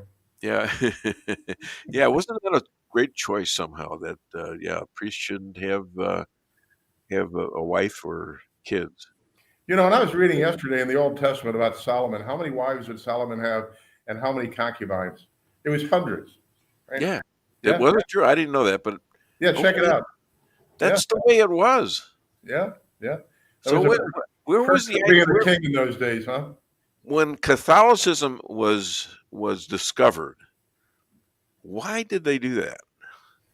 I guess you're married to God, and you have no other focus. I think it's a good policy. It sets it apart. I was not raised a Catholic. I was raised a Lutheran, and our Lutheran ministers were all married and had families. But my wife was born and raised a Catholic, so I became a Catholic 40 years ago, and we got married. But I still can't remember all the rituals and all that kind of stuff. You got to get raised in it. Yeah, and you're no priest. That's for damn sure. That's I've been around you. Hey, so the news of Obama proving that we had a coup for the last 8 to 10 years. The proven lies that they came up with, the conspiracies and the Russia stuff.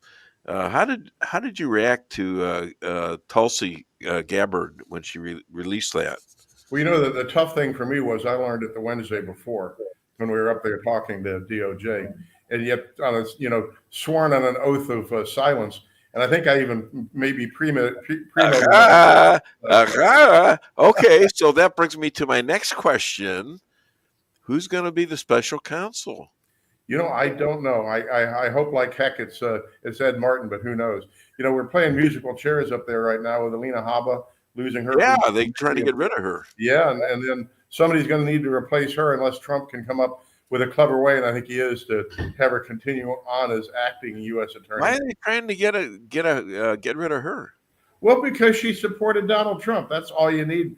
And Chuck Schumer was harpooning her nomination, and our idiot Mitch McConnell has this honor amongst thieves provision where if Chucky doesn't want somebody, then the Republicans go along with it. Crap, pardon my language. They don't do us that favor. I mean, if we want somebody, they screw us, and if they want somebody, they get it. He's still there and still making things bad for America. Yeah, isn't he? You know what? On the other topic, I looked yesterday to see what Republican has raised the most money this year. Yeah, Lindsey Graham, right? Lindsey Graham. The guy who's my cat's a better Republican than he is. Really? Yes. Well, my cat always votes for Republican. The guy from South Carolina. Yeah. And why do you say that? Well, I'm a bit of a pacifist, and he's never seen a war he didn't like. He wants to kill everybody. And is there money involved here? Money, yeah, billions of dollars. And the interesting thing about the defense world is if you or I go to the 7-Eleven, steal $20, high probability we're going to get arrested and go to jail. Yeah. If you're a defense contractor, you can have trillions of dollars disappear and nobody cares. You got, our buddy Zelensky and his horde in Ukraine, hundreds of billions of dollars with absolutely no accountability, but they do have villas in Switzerland and Lamborghinis, which is exactly what you need to fight a war of desperation against Russia. Yeah, and that's pretty well known. And those wars came after Trump was elected, and there's seems to be, these oligarchs are up there with the money. We have those oligarchs in the Republican Party, crazy idiot. What's his name? I don't know. Anyways, but you would be talking about Elon, would you? No, I was talking about the old guy. Oh, the old guy from Vermont, Bernie. Bernie. Bernie, yeah. Yeah. And the oligarchs, those horrible oligarchs, we got to get rid of those guys. Yeah. I mean, he doesn't have a bunch of money. No. Yeah, he's the world's richest communist, right? He's got all kinds of bucks. But in all seriousness, I mean, the folks at my end of the spectrum are really kind of at wit's end about what's going on right now with Pam Bondi and the Justice Department and Kash Patel and Dan Bongino. I mean, here it is 6 months into the presidency. Has anybody been arrested? Has anybody been indicted? I mean, and then the president, you can't walk this back. Trump 2 days ago just flat out said Obama had engaged in treason. Well, treason is, like that death penalty type stuff, right? Let alone just getting arrested or getting indicted. I mean, the documents that Tulsi has define without any doubt that these folks sat around in the Situation Room, everybody at the highest level of government, Clapper and Brennan and Comey and Obama, and launched a conspiracy. I mean, the intelligence report was that Russia had neither the interest nor ability to affect the American election. Yeah. And they put that in writing, and then that was pulled from the Daily Briefing. That was December the 8th. December the 9th, Obama calls the Security Council meeting and says, we need to now investigate not whether or not Russia was involved in Trump's campaign, but how it was, right? Yeah. We just would take the exact opposite. Wait a minute. Take the people back to when this was. This was right after the 2016 election in December, before Trump took power, and suddenly he's changed his whole intel, which is telling him 18 agencies are telling him there's nothing to this Russia thing. Yeah. All right. And all of a sudden, on December the 8th, he does what?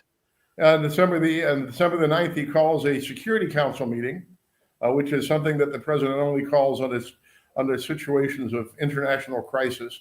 And he instructs the heads of all of his intelligence agencies to investigate Russia's interference in the election and support of and Trump's collusion with the Russians, all of which he knew was a complete lie.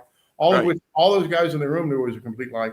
And then think about right before the election with a Hunter Biden laptop, right? Which everybody knew. Now we're into the 2020 election, right? Yeah. And yet 51 intelligence agents, including the above mentioned, Clapper and Brennan, all say, oh, this is just Russian misinformation and disinformation, when they all knew it was all true. And so people are saying, for example, I hear even Fox talking heads. I shouldn't say even Fox anymore, because Fox has gone completely over to the side of the darkness. Saying this all happened back 10 years ago, who cares? Well, it happens 10 years ago, 9 years ago. You're including people like Maria Bartiromo, who I think is legit. Is she not? Well, I used to always say, and I still say, I watched her this morning, for example. Yeah. But I used to always say the only two guys at Fox I trusted were Tucker Carlson and Maria Bartiromo. And now, of course, they fired Tucker.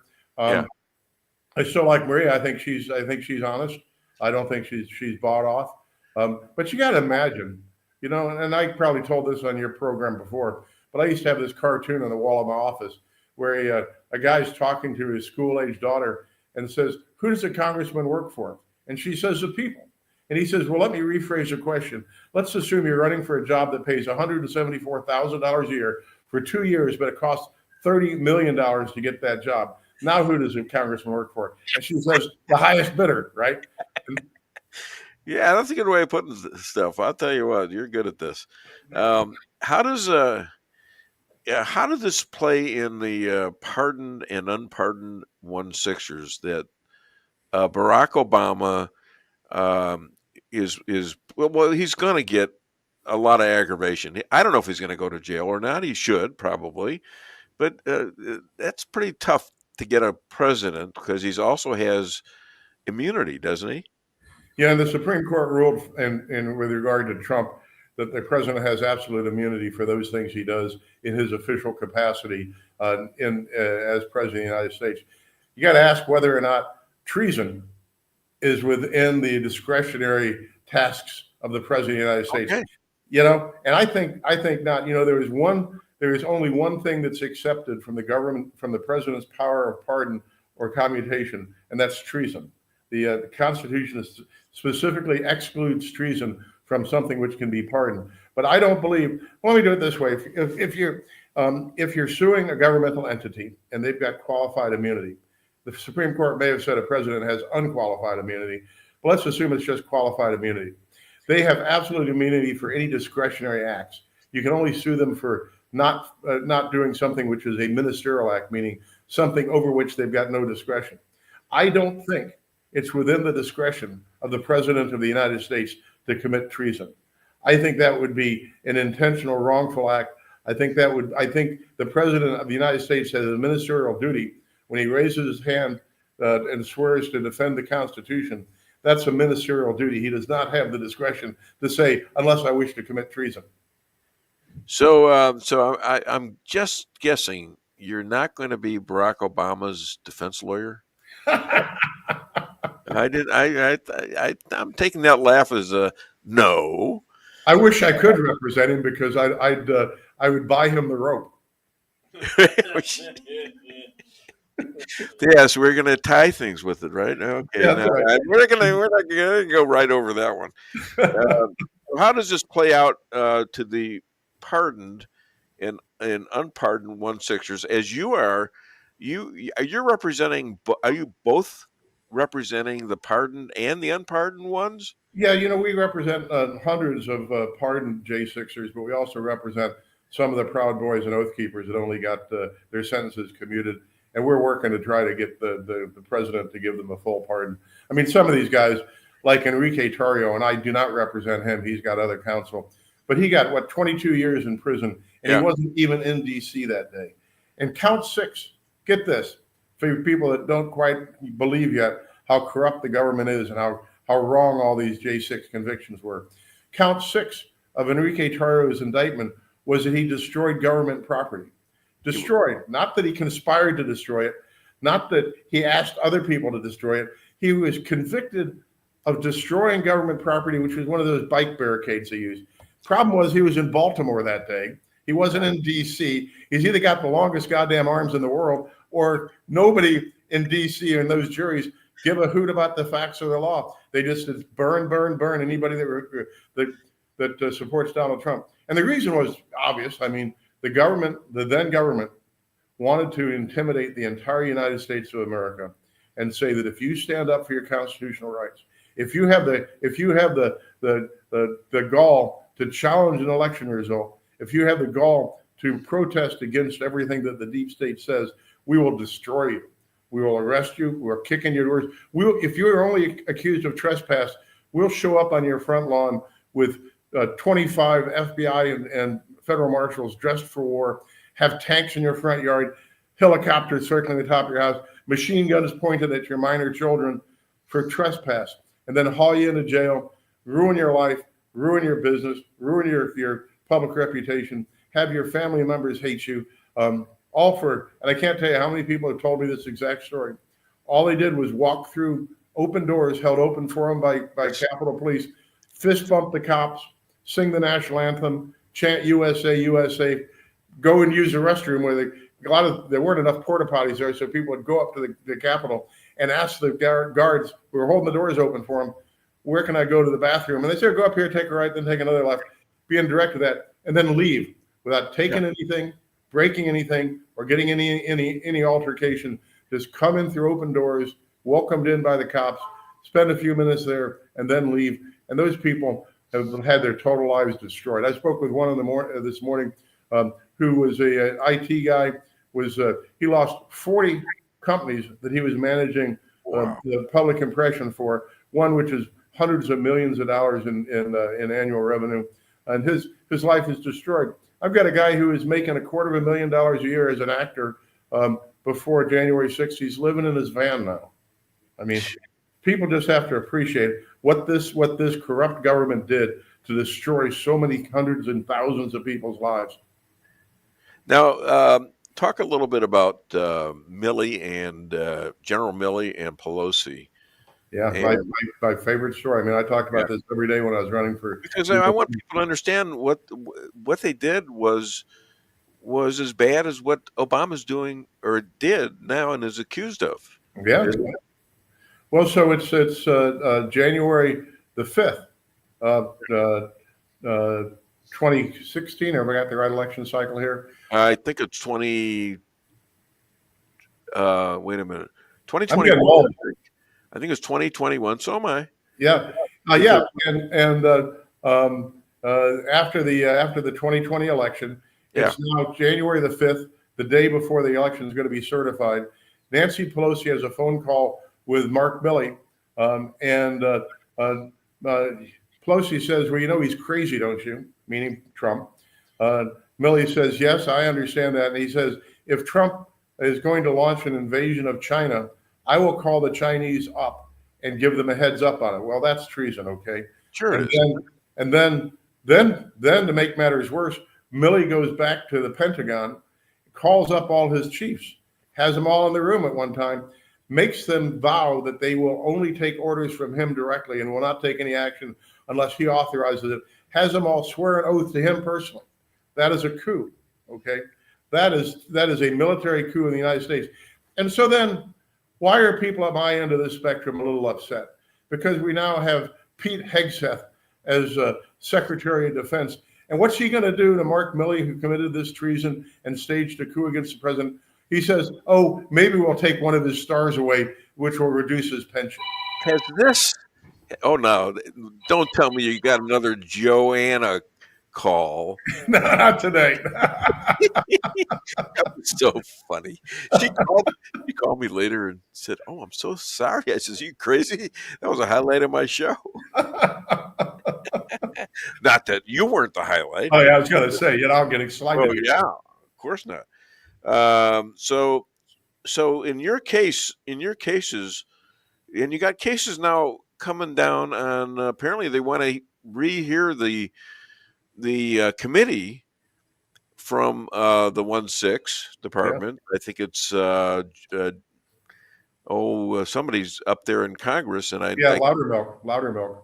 Yeah, there's other guy too. Yeah, and they want to go over now with a fine-tooth comb, I guess, the committee from 1-6ers. So how are you going to get involved with this? Are you going to be testifying before Congress? I hope so. I think that I now have probably as broad a base of information regarding how the corruption of the government targeted and destroyed the 1,583 people that were arrested on January 6th. But it's more than that. They've got this website out there called Sedition Hunters. And what Sedition Hunters has been doing for the last 4 years is searching social media and doing facial recognition and actually human reporting on who all the people that were at the Capitol on J6 were, and then outing them and calling for their prosecution. And so even people that never got arrested, even people that were doing nothing the slightest bit violent, let alone or disruptive, they're getting their faces posted on Sedition Hunters and having their lives and their careers and their reputations ruined. And this was allegedly a private entity but I wouldn't be surprised to find out that it was being funded by various factions of either the Democrat Party or the government itself. Jeez. So, who would you subpoena if you were in charge of your cases, or if you were someone made an official of this this examination of the 1/6 thing? Who would you subpoena? I would get the name of the local FBI agents that did the SWAT assaults on people who were only charged with misdemeanors, people that pointed their machine guns at minor children or into the crib of infants. And I did take their deposition. And I'd say, what kind of a reprehensible bastard are you to point a machine gun at a 4-year-old when you're going to arrest somebody for trespass, right?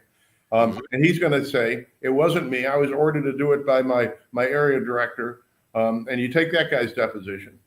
And you say, what kind of a reprehensible bastard are you to order your FBI agents to kick in the doors of people who are only charged with misdemeanor trespass and point machine guns, 30 of them sometimes, at a 4-year-old kid? And he's going to say, it wasn't me. It was my boss in D.C. that told me to do that. And then you take that guy's deposition, the same scenario. Then you get up to Jim Comey or Christopher Wray in those days. And then you get up to Merrick Garland. And then you get up to whoever, Ron Klain, who was ever actually running the White House in those days. And you ask those questions. But I said this last week on your program. Am I gone? No, you're not. You're waving goodbye to me. Another guest came in. He's a little early. Bob Willis. I don't know if you know each other, but Bob Willis.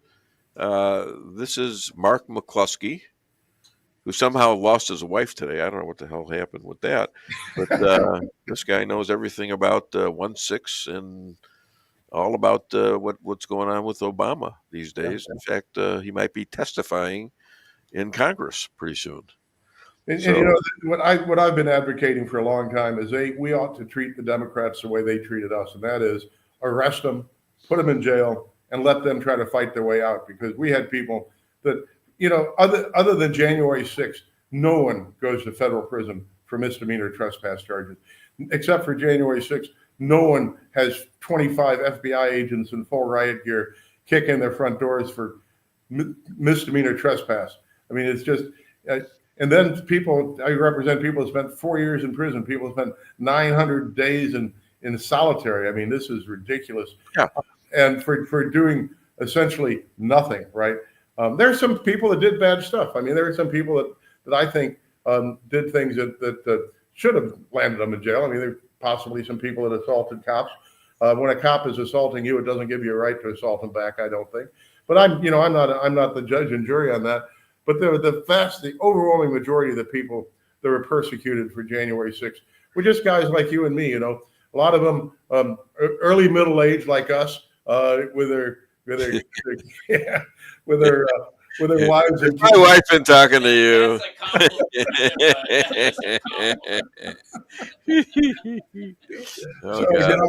I think that what's good for the goose is good for the gander, and arrest them, put them in jail. Let them figure out how to get themselves out. They did it to us.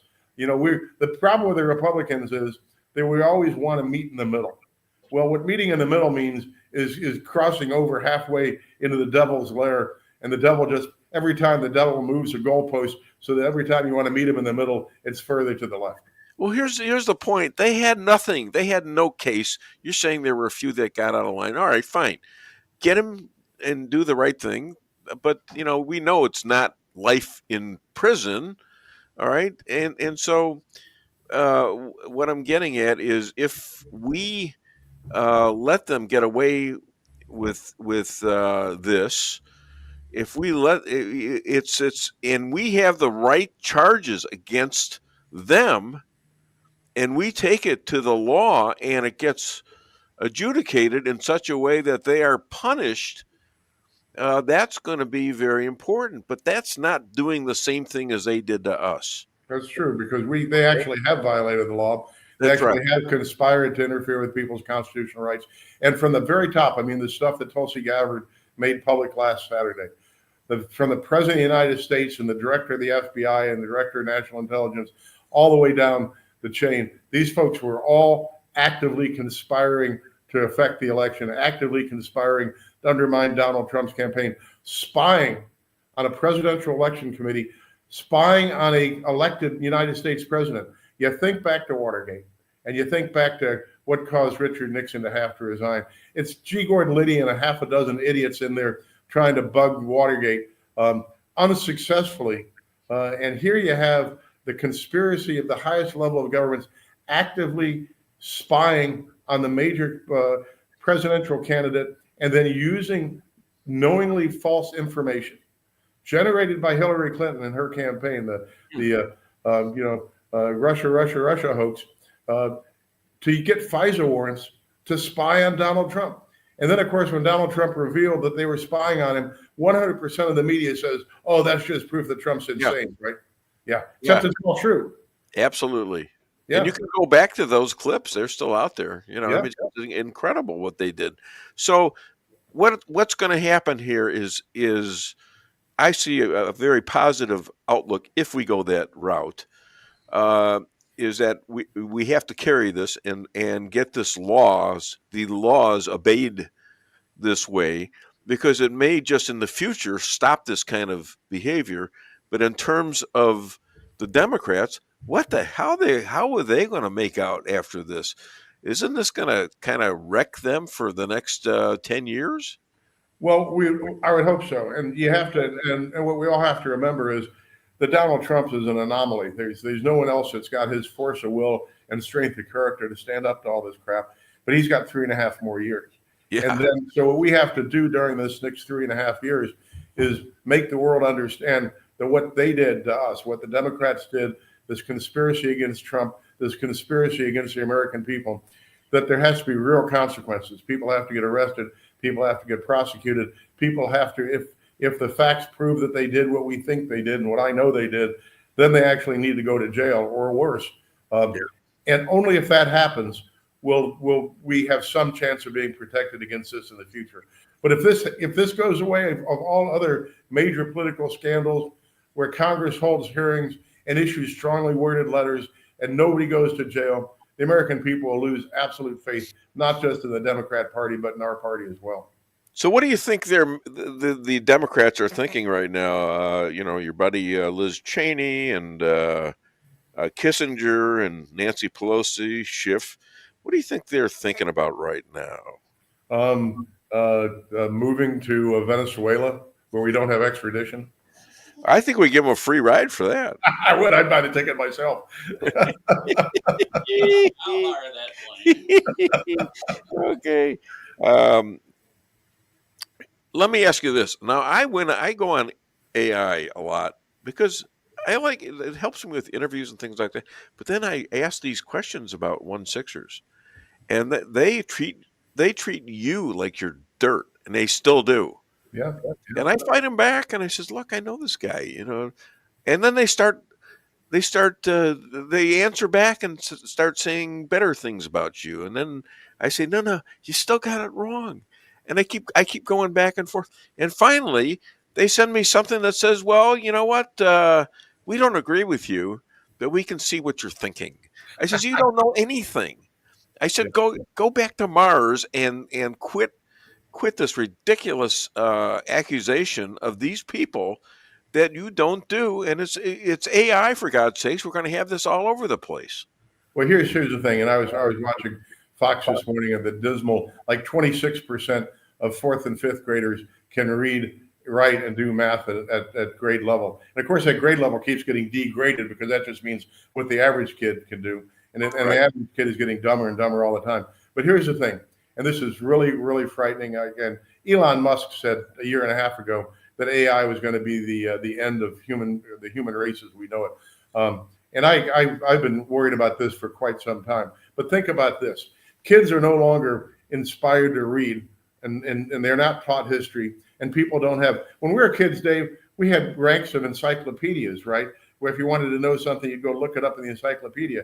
And if you didn't like what this version of the encyclopedia said at the library, there's ones issued 50 years earlier and 100 years ago and 200 years ago, and you can see how propaganda has changed. But what they want now is for the world to be completely defenseless against what AI tells you reality is today. that they know that human beings have short memories, that they don't pay much attention, and they want you to say into your cell phone, tell me what I should think about X, Y, or Z, and the official propaganda line will pop up there and tell you what you're supposed to think. Well, that is a signal that our time is over. Other than Dave Weinbaum show, where can people hire you and your lovely bride? It's McCloskeylaw.com, McCloskeylaw.com. It's my phone number is 314-721-4000. My cell phone number is 314-580-3185. And you can also get a hold of my cohort, Peter Tickton, at pt@legalbrains.com. And he is Trump's best friend. Is that correct? Yeah, they went to military school together. They roomed together, and he's been Trump's friend and attorney ever since. And he's the other half of my little organization right now that's trying to bring some justice to these J6ers. One last thing. The man who invented the Ferris wheel never met the man who invented the merry-go-round. We traveled in different circles. Yeah, thank you. Thank you. You know, that's one of the better ones you've had lately, Dave. The next guy, and Chris Adamo, and he's gonna say that was terrible. Can I offer one thing? Yes, please. Everything that you've said is correct. I mean, we all need to pay attention at this point in time. And you ask about what the Democrats are going to do or going to change. I don't think they're going to change. They are what they are. And that's not going to change in the next election or future elections. I think we as people need to take charge of the legislative system. Well, that's what we're trying to do here. Yeah, that's the whole purpose of this show, is to save America. You know, what other purpose would I have? I'd be out playing golf like you. Yeah. I'll throw in my 2 cents worth. In 1917, Lenin said his famous phrase, 2 steps forward, 1 step back.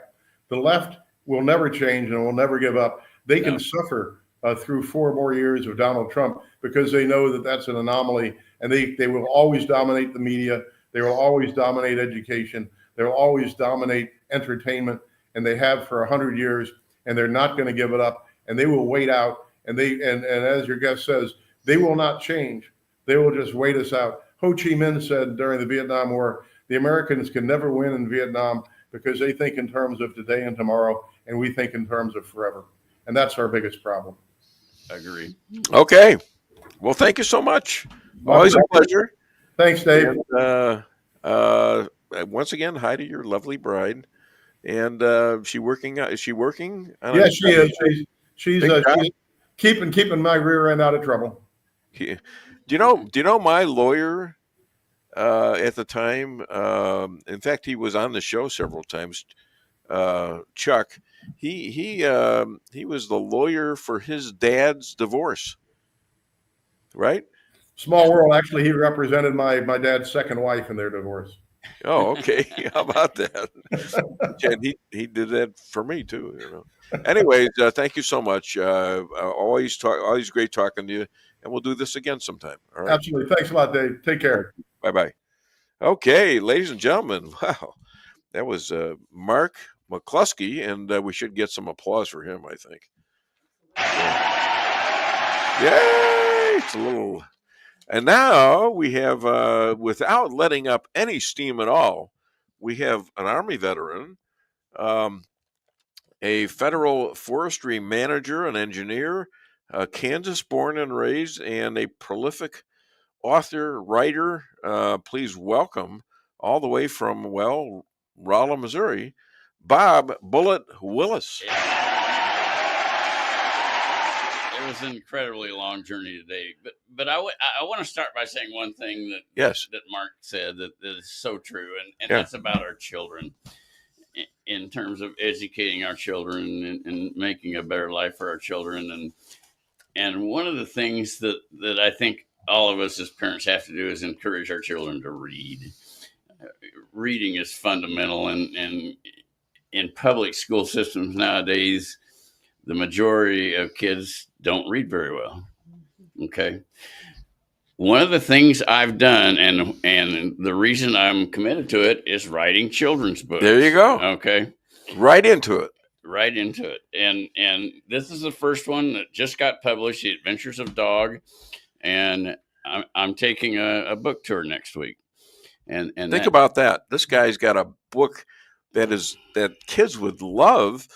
And instead of, being on their phone the whole time, they would be into this book, which is great. Well, and what this book is all about for children is getting outside and having your own adventures. Yeah. It's the adventures of Dog, and Dog does all kinds of wonderful things.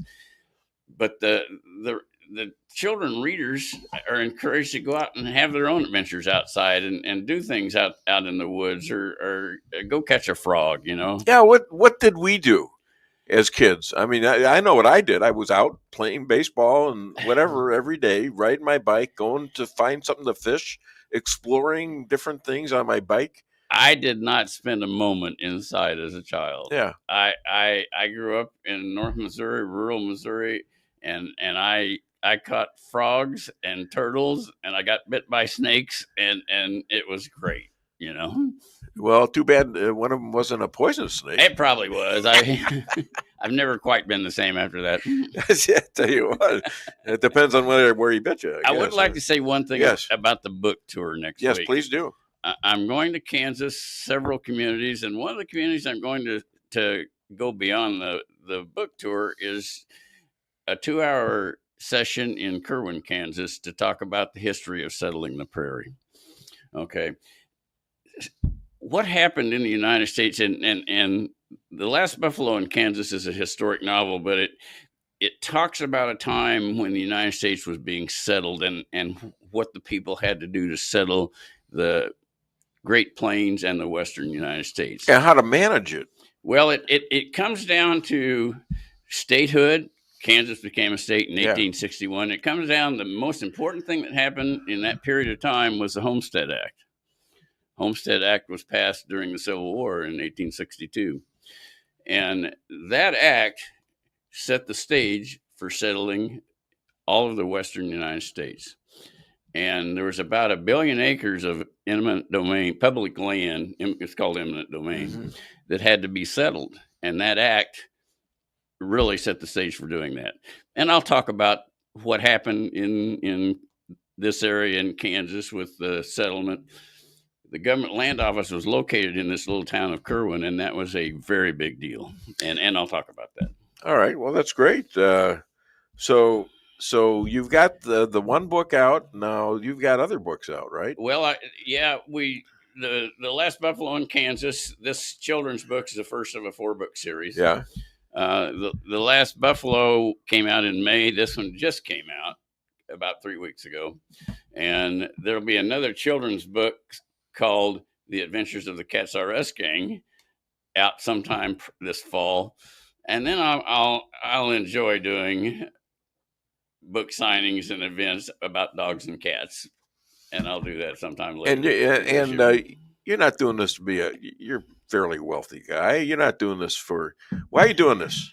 I wrote The Last Buffalo in Kansas because I thought at this point in time, they were just totally destroying what our history really was. Who's they? The woke media, the 619 Project. The hate America crowd. Basically, that's right. And that's just not reality. And people are beginning to realize that. But The Last Buffalo in Kansas tells it like it was, how the people lived in that history, the problems they had, and there were lots of problems, and what it took to develop our country. And that was the commitment to The Last Buffalo. The children's series, I wasn't going to write a children's series, but then somebody said, you ought to write about Dog. Well, Dog's my best friend. I had to write about Dog. And then I said, you know what? This makes a good children's book. So I started looking around for children's publishers.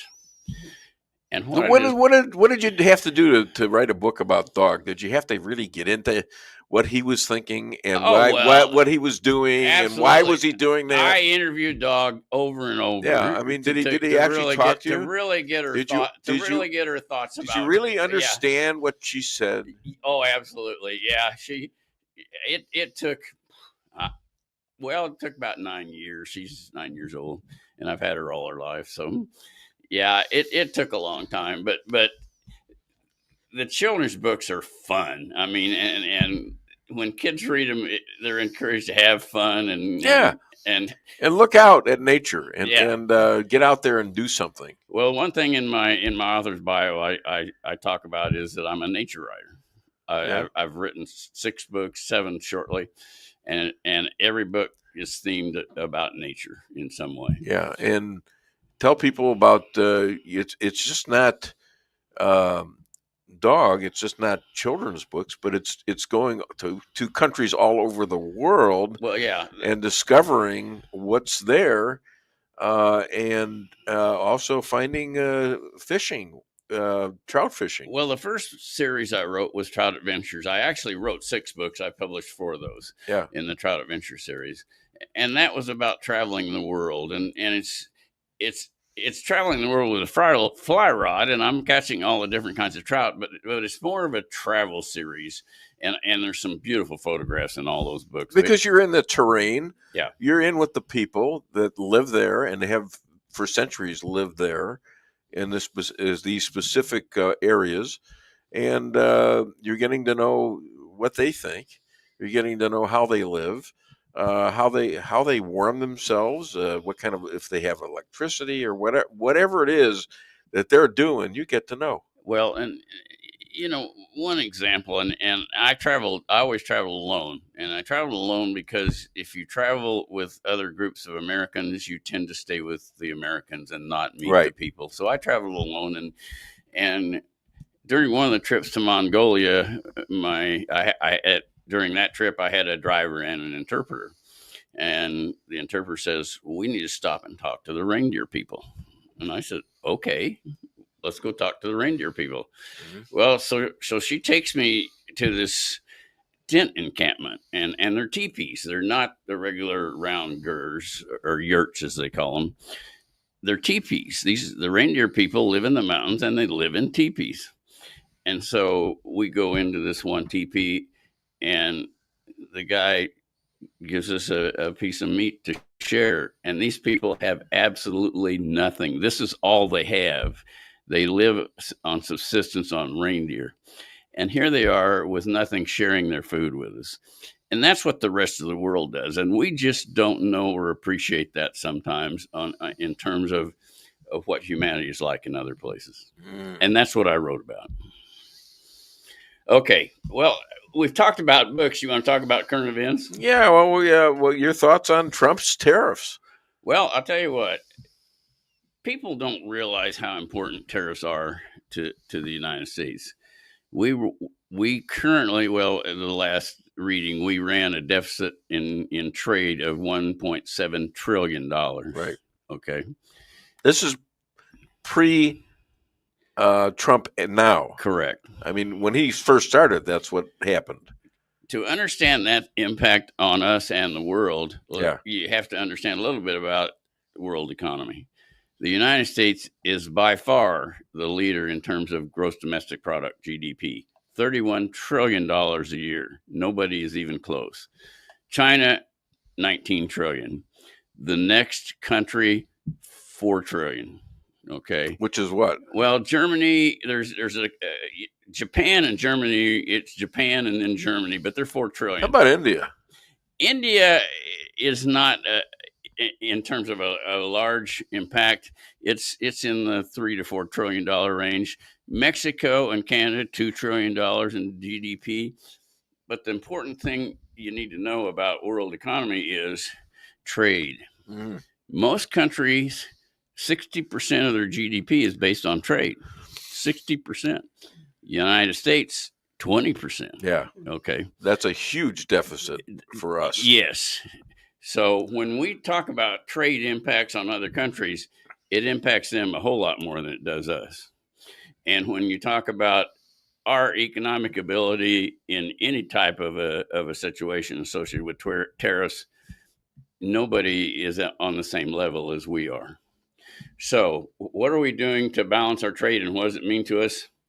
if we were to have that $1.7 trillion we're running in deficit right now with trade and added to our GDP, that's a third of the government's annual budget. Yeah. It's $6 trillion. That's about $2 trillion. Okay. The impact on our overall economy is going to be substantial, and it's going to be a great improvement. In what particular areas? Is there going to be more employment? Is there going to be factories built that here that might go somewhere else in Europe and or Ireland? Well, you've got to talk a little bit about the kind of goods and services that we export. Okay. What has happened in the manufacturing sector is that because we're not as competitive for a variety of reasons in manufacturing as, say, China and Indonesia in general, we don't make garments anymore. That's all made in Asia. Okay. We're not competitive mainly because of the cost of doing business and the fact that we don't tariff their goods to equalize value in terms of what's here. So all the garments nowadays are made in Asia. Okay. When you start talking about more mechanized things, we're experts in technology. That's what we make. We make automobiles, and now Asia and Europe has built on our economy in terms of the ability to make autos, and they tariff all of our stuff or value-added taxes, or they subsidize their industry. And so our autos are not competitive. We haven't sold any cars in Germany for 50 years. You know, that's the reality of what's going on in the auto industry. And you look at Canada and Europe in terms of trade with us has significant problems. And their problems in those two areas, the EU, when you combine all the 27 countries, they do have about a $19 trillion GDP combined, the 27 countries. That's still 2/3 of ours. But what the EU has done with the United States in trade is that they've used value-added taxes, they've used tariffs, they've used subsidies to their industries, and they've also used regulations to prohibit entry of primarily commodities, agricultural commodities, but in terms of tech service, which they do want, they penalize our tech companies. We have $7 trillion companies. Europe has none. Their biggest company is about 200 million. Yeah. Okay, we dwarf them in terms of our capacity in terms of the service industry in particular. So their equalization of that is to charge fees and fines to all our service industry to operate in Europe. They just did a deal associated with Google and some of the other industries, Amazon, where they penalized them in the neighborhood of $3 billion. Canada was doing the same thing. They were going to go $2 billion, but Trump put an end to that. $2 billion or trillion? No, it was billion. Yeah, all right. Okay. So Canada and Europe are specific problems in trade that are going to be very difficult to resolve because Europe and Canada have carbon taxes on all their industries. The carbon taxes they charge their industries are increasing the price of manufacturing. As they increase their price associated with carbon tax and the green energy program, their stuff becomes more expensive, and our stuff is competitive. So if they don't charge us tariffs, our stuff will be cheaper than theirs based on the way they're managing their environmental legislation. So they have problems that are going to be hard for them to overcome in dealing with us. I don't know how the tariff situation with Canada in terms of their socialism and the tariff situation with the EU in terms of their social programs is going to work out. Is this a major hit against us if we don't get them signed up? It will destroy their economies. It'll destroy their economies. Well, like I said, right, that's what I'm thinking. Because they got 60% of their economy. So what are they trade. thinking of? Well, they got to make a deal somewhere. They almost have to, but if they do, their whole economy is going to have to change. That's what they're fighting. It's better than going destitute. It is, but Why do they think that we owe them this? We're paying them a lot more than we're getting. Absolutely. To make it simple. Yeah. All right. So, and they're vulnerable. They're vulnerable. Canada is vulnerable to invasion. Yeah, and they have a GDP of And $2 trillion, and we have a GDP of 31 trillion. And so, quite frankly, does the EU, although it does have NATO. Yeah, which we back and are the primary Well, sponsor of. we back and finally got them to get to back their own at $5 billion. Okay, but let's each. just look at the economy in the EU at this point in time. Yeah. Okay, they're having to come up with billions of dollars in terms of military support for NATO. They're having to come up with billions of dollars for their green new energy program. They're having to come up with billions of dollars for their social systems as it relates to healthcare. On top of that, they're now faced with fighting the United States in trade. They've been able to fund all these things they're doing because of their trade deficit. Okay, we've allowed that to happen. Now we're saying let's equalize it, and their economy is going to have to totally be restructured to do that.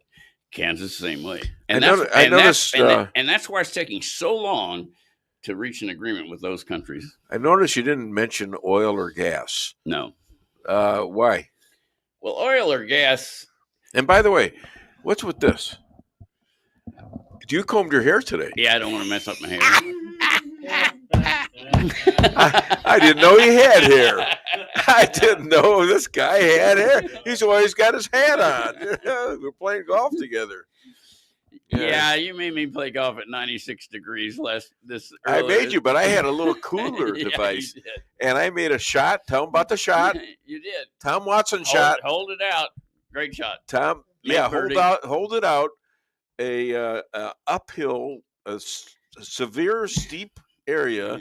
Hit it with my little chipper there, and it rolled and it rolled and it rolled and suddenly turned right into the hole. Yeah, it was amazing. It was, and then you made yours. And then I made a birdie right on Yeah. top of it. It was. We had a nice drink on the next hole. We did. Yeah. But let's talk oil for a moment. Okay, let's do that.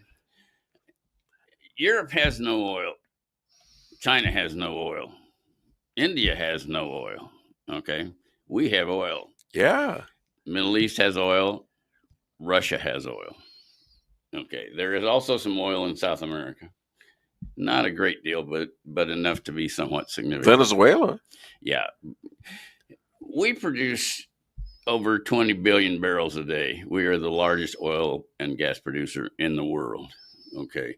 Have the strongest economy in the world. We can be self-sufficient in energy production. China cannot. India cannot. Europe cannot be self-sufficient in energy production. They have to import energy. Okay. Where are they importing it from at this point in time? India and China get it from Russia and to some extent Iran in terms of China. The Europe has been getting it from Russia, but now they're reorganizing their energy supplies. And the outlets, the closest outlet to Europe is the Middle East, Saudi Arabia, basically, which is the third leading producer in oil and gas.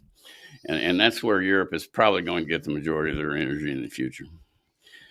We are going to be a net energy exporter.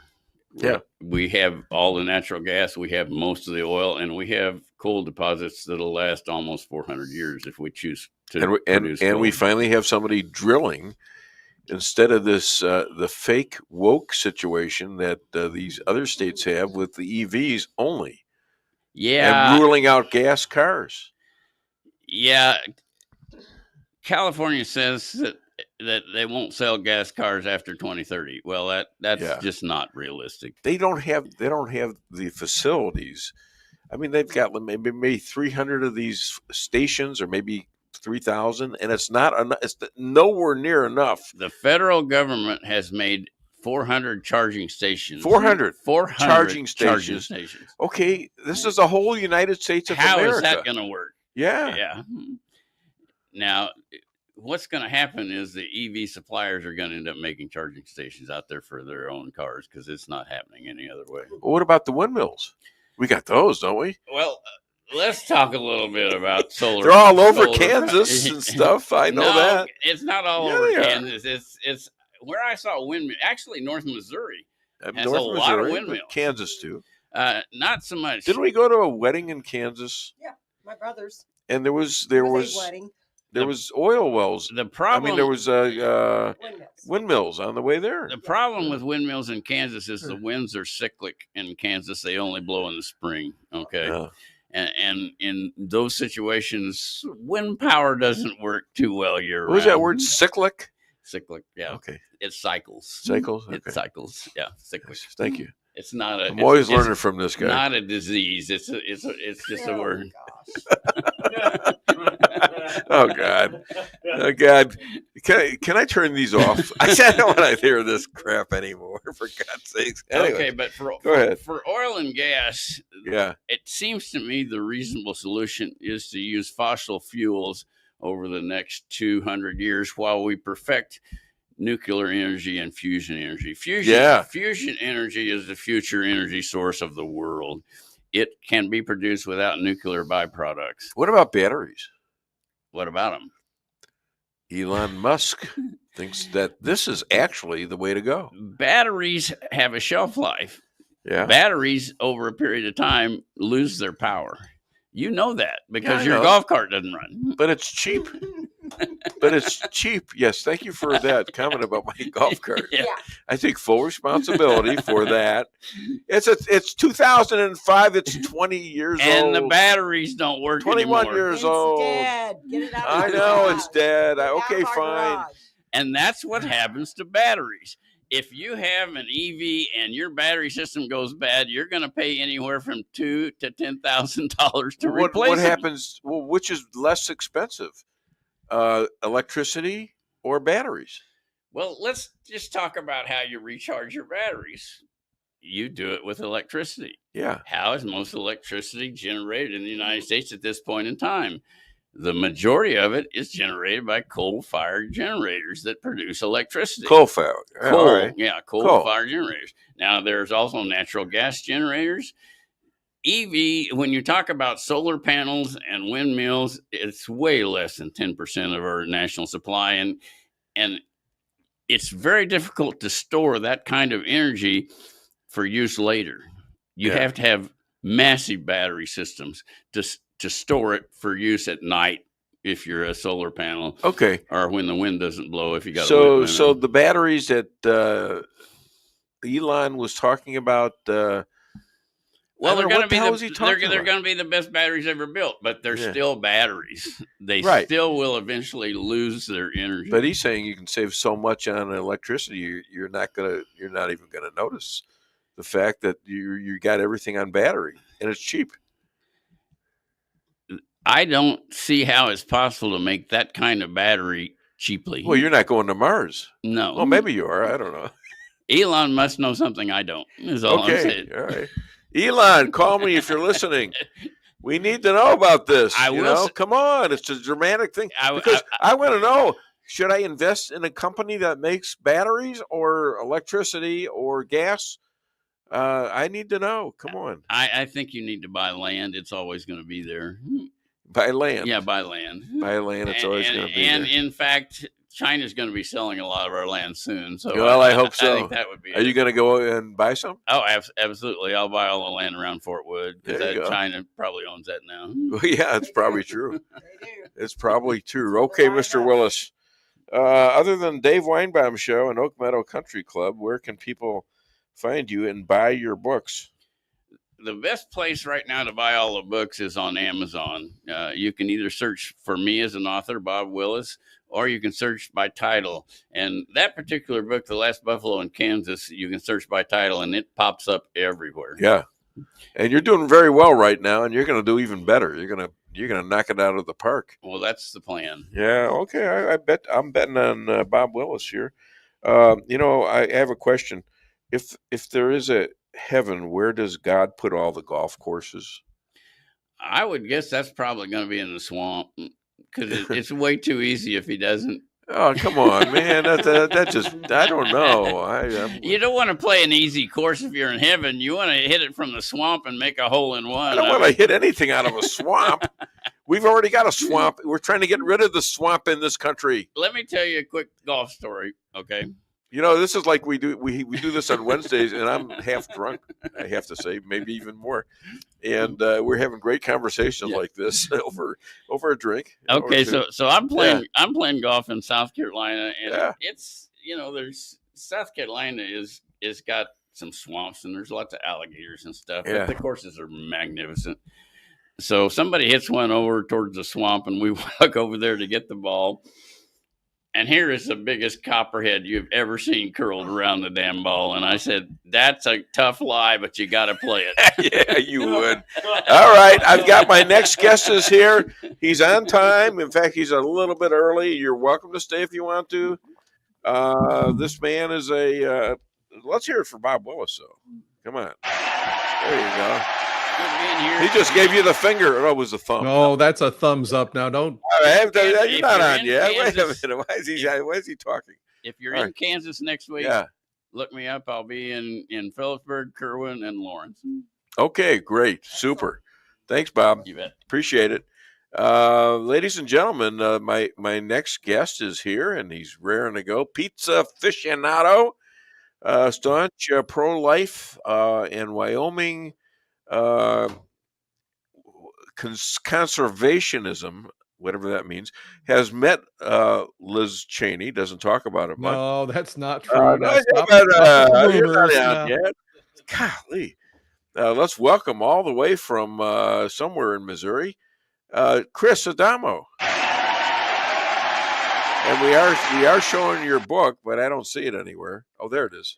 Yep. Yeah, there it is. Rules for Defeating Radicals. Thank you for showing that, JP. Yes, of course. Of course. We want you to make a lot of money and write some more books. Well, I want to get the word out more than anything. And I will tell you, just since you're picking on me and you always bring up these things about Liz Cheney and whatever, let me tell you the real truth is just last night I had a discussion. I kind of did a little bit of a mini seminar with several members of the Wyoming Freedom Caucus. And I keep telling you, keep an eye on them, because even the New York Times recognized them as a threat to the status quo. And that's because the Wyoming Freedom Caucus is actually they've recognized who the rhinos are and how to confront them. And they're just not taking no for an answer from anybody. They're moving forward with a truly conservative agenda. The rhinos are attacking them. Of course, the Democrats are attacking them, but there's only about 6 of those in Wyoming, so that's not a big deal. But the rhinos are a bunch of imposters doing the work of the Democrats. And the WEA, the Wyoming Education Association, which is a subsidiary of the NEA, the National Education Association, they're all mad because the Wyoming Freedom Caucus is putting education of kids ahead of spending money as the number one marker of how are we doing on education. Because nationally, the whole thing is, well, the more money you spend, the better. And wait a minute, what are we getting for this? We're getting worse and worse education on a constant basis, but we need more money. Yeah. Okay. And they've turned the tables on that. Oh, good. Well, so and you've kind of been the guy that's moving this, aren't you? I wouldn't say the guy, but I've been part of it, and I love being part of it. I try to give you a compliment. Just go. No, I appreciate that. I just don't want to overstate it. Hey, if you want to really help, you want to give me a compliment, get a hold of the Missouri Freedom Caucus, because I keep trying to reach out to them, and it's like it's a much bigger state here. It's a lot harder to connect with a lot of these people. But the Missouri Freedom Caucus, if any of you are listening, you need see the graphic here, my book. You need this book. You need to understand what's behind it, and we need to go into this battle armed in such a way that we're not fighting a defensive fight. We're taking the battle to their front and taking them on. Listen to this man. Let me do this. Why are women vilified for staying at home and raising our children?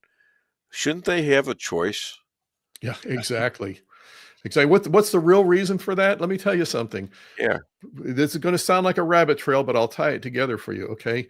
When you look at the Islamists and how they oppress women brutally, they execute homosexuals on sight. They do these things, and yet the American left is just literally in bed with the Islamists. Yeah. Now, why are leftists in bed with the Islamists when it's like all the things the left says they stand for? The Islamists, we oppose them and call it wrong, but the Islamists stomp all over these things. Okay, because they're anti-American, and that bodes well for the left. For the left and the Islamists, they're both anti-American, exactly. And the left sees destroying the American family as a definite tool in their arsenal to advance their agenda on America.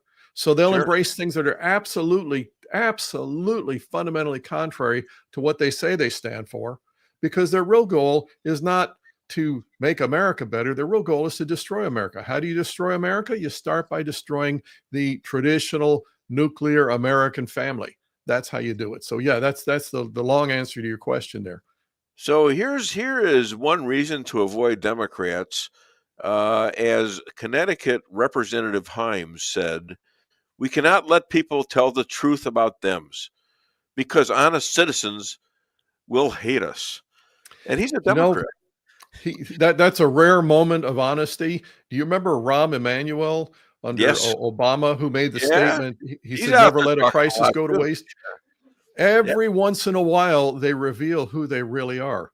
You know, and it sounds like I'm stumping for my book this morning. I'm really not. I'm kind of pumped after yesterday's meeting with Wyoming, so you're going to have to bear with me. But here's the thing that we need to take away. I mean, that was a despicable thing for him to say. However, what it reflects, and everybody listening, take this to heart. What it reflects is their inherent Achilles heel, which is the truth. And that means people like my hero here, Dave Weinbaum, people who speak the undiluted truth, are their greatest enemy. Himes just said it. They are the Dave Weinbaums of America, are our greatest weapon, our greatest soldiers on the battlefield. Okay, and this is what we've got to understand: is if speaking the truth is our greatest weapon against them, then what's their whole goal going to be? It's going to be to keep us from speaking the truth. They have two ways of doing that. They have brute force, which is censorship. And then they have, back to my book here, they have the Alinsky strategy, which is to intimidate you and embarrass you and get you to willingly surrender your ability to speak the truth, because and apologize for it. And apologize for the truth. Excellent. I know the truth, and I'm so sorry. I offended you. Oh, forgive me for being so mean-spirited. I told the truth. What does that mean? That means that's what we've got to do more than ever. Our greatest weapon, our greatest ability to overcome them. I offended my wife because she's leaving. I expect she'll be back. She said, "I'll be back." Right. Well, I don't have proof, but some are accusing Barack Obama of trying to have Trump assassinated. I wonder if he was in on that or if he's planning it now. Well, let me just use that again in the broader context to discuss what we've been learning for the last week. Okay, you and I talked about the election being stolen in 2020. You and I talked about the subversion that was going on from the weaponized Justice Department, the FBI, the CIA during Trump's first term, and that was conspiracy theory. You're paranoid. These are, again, all these leftist efforts to shut us up by embarrassing us, making us embarrassed about the truth. We said it. We've stuck with it. The truth has been coming out in a big way this week. As far as Obama specifically, I've said for a long time that if you look at every dirty deed in Washington since 2009, when he was inaugurated, every dirty deed in Washington, it has had his paw prints all over it. It has had the stench of Obama all over every corrupt, underhanded thing that has damaged America. He's been at the heart of it. So Butler, Pennsylvania, who actually gave what orders to who at this point, we don't know. I know without any shadow of a doubt that it was not a random shooter, that it was a very big coordinated event, and that there was corruption within the Secret Service that was in on it. I have no doubt about that. Huge cover-up. And whenever there's huge cover-ups and things like that, since 2009, who do we find at the very, very bottom of that cesspool of leftist treachery? Barack Obama. But let me give you a phrase that he used, just to slightly deviate here. Let me give you a phrase he used that shut us up on so many occasions. His number one phrase that he would use when he was giving a speech, number one, is everybody knows. He would start out with that statement, everybody knows, and then he'd spew some lefty lie. And yet, because he said everybody knows, it carried weight. And too many of us are going, well, gee, if everybody else knows that, am I the outlier that didn't know that? Am I the one fool that didn't know that? Instead of saying, no, Obama, everybody doesn't know that because that's idiocy. That's leftist lunacy. And so you can say everybody knows it, but it's not true. He has lost that ability to say that and have people believe it. He has lost it because of what's happening right now. And a lot of people, if you look at the results of the last election at a comeback from allegedly losing the 2020 and getting all the crap that went down in the 2016 election, then he doesn't have any credibility anymore. No, but people on the left. It's not stopping him. And one of the things I pointed out this week, and I told this to several people, I said it, I wish I had a bigger voice to get out in front. I wish I was Dave Weinbaum sometimes, but except for the bad jokes. But one of the things, I'm half blushing with happiness. Now I'm pissed. One of the things that I warn people about, and be ready for it. It's going to happen. It's been happening even this week. Is that if you do anything to Obama, it's racism. Okay. Now we have an entire cadre of these pasty, lily white lefties, these repulsive people, John Brennan, Hillary Clinton, Comey, Clapper. We can go down the list. We have all of these people that we're saying, hey, the polite, nice, light sentence for them is to put them in orange suits and send them to Alligator Alcatraz. Okay. They're all as lily white as can be. But you include Obama in the list, and all of a sudden you're doing this because you're a racist. You don't like the fact that he was the first black president. Okay. And so let me give you some things. I've been having a gentleman call me, not call me, but he's been on the show talking with me. He said he good for Frederick. Good for Frederick there. I see his message up there. I voted for Trump both times as a black. And then he said, I have been following Trump most of his life, and he's never been racist, and I hated Democrat policies as a Christian man. When we get a chance, I would really like to deal with that last statement he just made, but I didn't mean to interrupt you again there. But no, of course you did. Trump isn't perfect, but he tries to be president to all Americans. He is from Chicago. We talked about Chicago a little bit, and the Bears, and a Bears fan. But the reason why black Americans vote Democrats is because they watch the mainstream media too much and not do the research. Frederick, I need to talk to you. We need to figure out how to get in touch because I really want to talk to you specifically about the fact you're from Chicago. I got some stuff to share with you. Yeah. You ought to have Frederick on as a guest. He's good. He moved from Chicago in 1995 and moved to Texas. And now I'm on the footstep of one Chris Adamo? No. And now I'm in Oklahoma. I'm 71 years old. Hey, look at that. I beat you there, buddy. 76. I know I don't look it. That's what I say.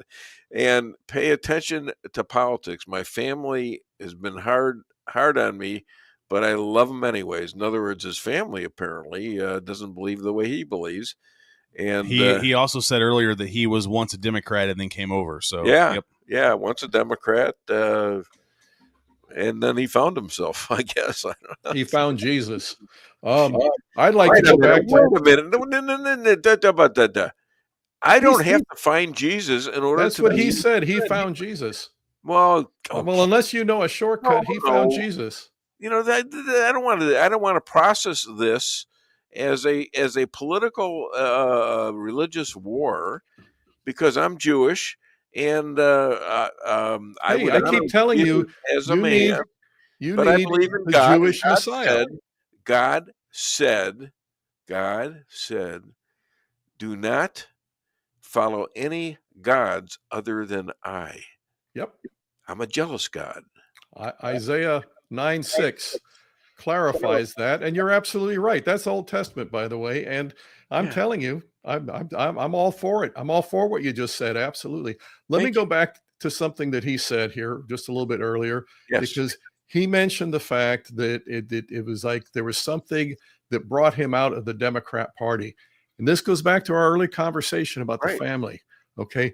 The faith unifier in America that rises above both parties, frankly. Now in the current era, the Republicans are not openly, I mean, they're not perfect. I'm not saying being a Republican makes you a godly person, but they are not institutionally anti-God and anti-Christian. Okay. The Democrats are. The Democrat Party, if you read their platform, it's hostile to the things of the faith. Now, Frederick there, Frederick, we saw the picture. He had a little bit more of a tan than you and me. Okay. Democrats say that should divide us. Okay. That we should be split over that. We should. That he is a black man. And what does Frederick say? He says that the thing that we have in common is we have this commonness, this commonality of faith. And this is what the left, the Democrat Party, this is what they hate, is people rising above the divisions and differences that they think they can sow among us, because we have a common faith. We have a common set of biblical Judeo-Christian principles on which our nation was founded and on which our nation flourished. And if we ascribe to those principles, we'll be blessed. And, it says God was speaking to Abraham, speaking to Israel. He said, the nation that blesses you, I will bless. America's been blessed because we follow those principles. Why do you think the Democrats are totally in league with the Islamists who hate women, who hate all these other people, who are going to use all these, and they're oppressive and everything that the Democrats say that they're not, because they're sensitive and they're compassionate, and yet they're totally in league with Hamas. They're totally in league with these evil Islamists. And it's because those things weaken the godly principles that can unite America and cause us to flourish. But a flourishing common man on Main Street doesn't need Democrats to spoon feed him. And that's what threatens their acquisition of power, is if you are operating as a responsible, honest, moral citizen, you're a threat to them. You're a threat to them on that basis. Think about that. Sure. You're a threat to what's his name out of Connecticut that you were just mentioning, Himes. Bernie. Bernie. Oh well, Bernie's another one. Yeah, you're a threat to him. You quoted that congressman that said they can't have the truth. Oh, that was Himes. That was Himes. Yeah. But yeah. So honesty is a threat to him. Integrity is a threat to him. Where are they responsibility? Dave Weinbaum goes out and actually does a productive work at McDonald's feeding people. I worked at a power plant in Wyoming for 30 years producing electricity. I'll be working lunch today in a yellow jacket with a hair hat and a big finger. I direct traffic in one of the best stores McDonald's has ever issued. And that makes you a threat to those who want you helpless and hopeless. So you come up to them with your hand out. It's so interesting to see people that don't know me, and I know just about every car in there, and we're all telling jokes, and we're I'm moving them up, and and they get really good service, oh my God, John Jeffrey Bradshaw, well put, Chris. God bless. Thank you, John, and God bless you too, and God bless America. Yeah. And let's not sing now. It's not time to sing. Oh, yet. You don't want me to sing? You'll lose audience if I sing. I know. That's what I heard. It's almost like if you tell jokes. Yeah. Well, you got one coming. I had to give my better joke to the McCloskey, to Mark McCloskey, because I didn't think you'd get it, and because it's a little deeper, and I think you'll get this one though, maybe. We'll find out at the end. We're almost there. Mark McCloskey, there's another American hero who showed how to be independent and stand up to the left. Which is why they absolutely hate Mark McCloskey. They hate him in St. Louis. There's so many so in St. Louis, you wouldn't think that Italians, for example, they're Catholics like you. I'm not a Catholic. Oh, I'm sorry. That's one of your little prejudices there, one of your little stereotypes I there. thought you were. No, I thought you were Catholic. I know anybody that's Italian. Well, anybody with a name like Weinbaum, they're going to be. Anyway, go ahead. Well, they're going to be Jewish, except that I have children that are not Jewish. I have a wife that's a minister, for God's sakes. Okay, so I don't know why you're coming off on this this hate talk. This is wrong. I'm anti-Semitic now. Okay, all right, I'm calling you out on that. Here's a little something. Obama got $18 million a year from the Biden administration as a counselor to the president. Never happened before in our history. Let's talk about that one. $18 million of probably a lot of which was taken out of something in I don't even know where it came from. Taken from you and me, Dave. It was taxpayer money. This was not from any kind of a private fund. Here's the thing: taxpayer money in it, but I'm where else would it come from? Exactly. That's exactly where the stuff comes from.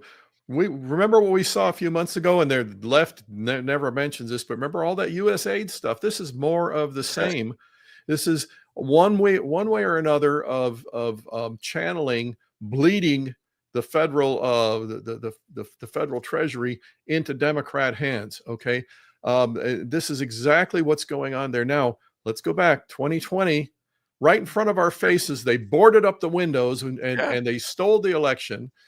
They brought in, we saw truckloads of ballot boxes of ballots and stuff. They stole the election. And by the end of the week, by the end of it, pay attention to the book here now.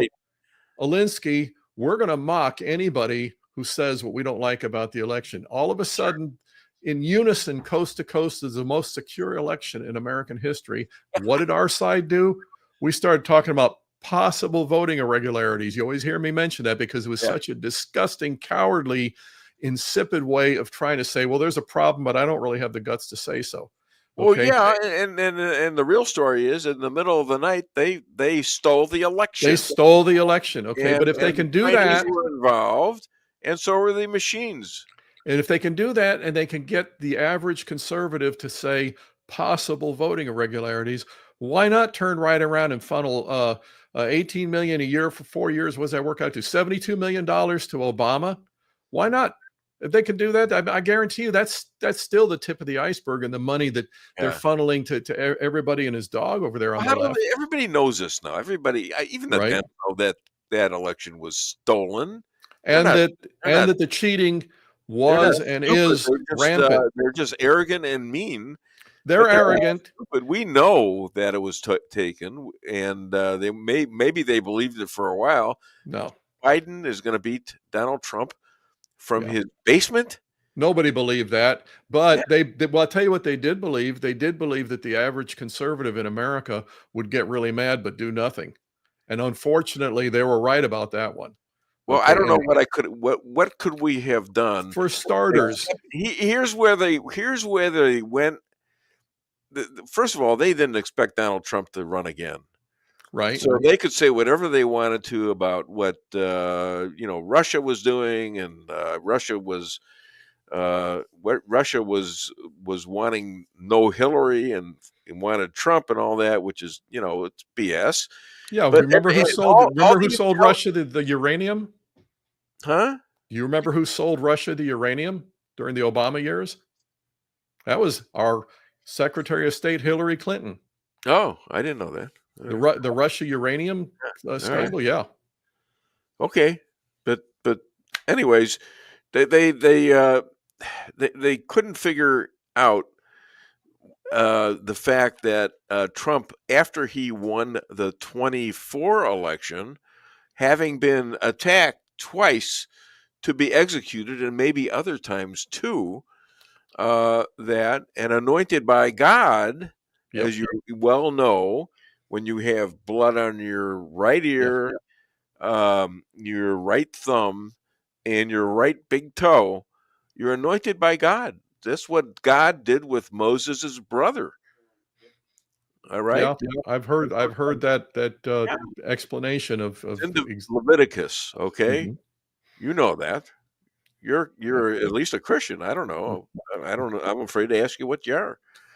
I'm an adopted son of Abraham. We can talk about this at length whenever you want. Oh, adopted son of Abraham. That's a Christian. Oh, okay. What the hell does that mean? I don't know. I'll let you can look that one up.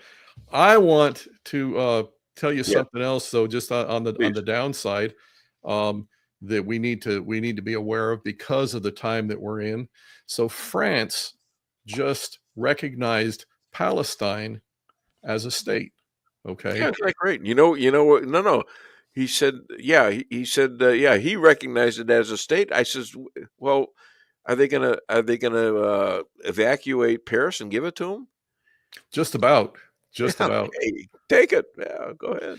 But here again, here's leftists pandering to Islamists because ultimately they have the same end game, leftists and Islamists, which is total dominance. They have the same tactics, which is all the dirty tricks and lies and eventually the intimidation and the brute force.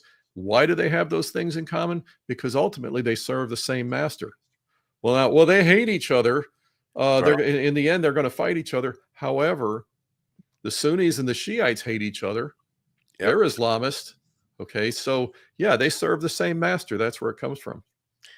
Yeah, and it's a in the severe Islam, it's a culture of death. Absolutely, it is. It was from the start. And finally, Israel got it right. Israel is doing what God said to do, and He's done it. And so, and the results have been miraculous, and I don't say that lightly. No. I mean, you look at the miracles of that war. As soon as the gadgets they put together, the calling machines and stuff that went off at the same time, the going into Iran war in 12 days.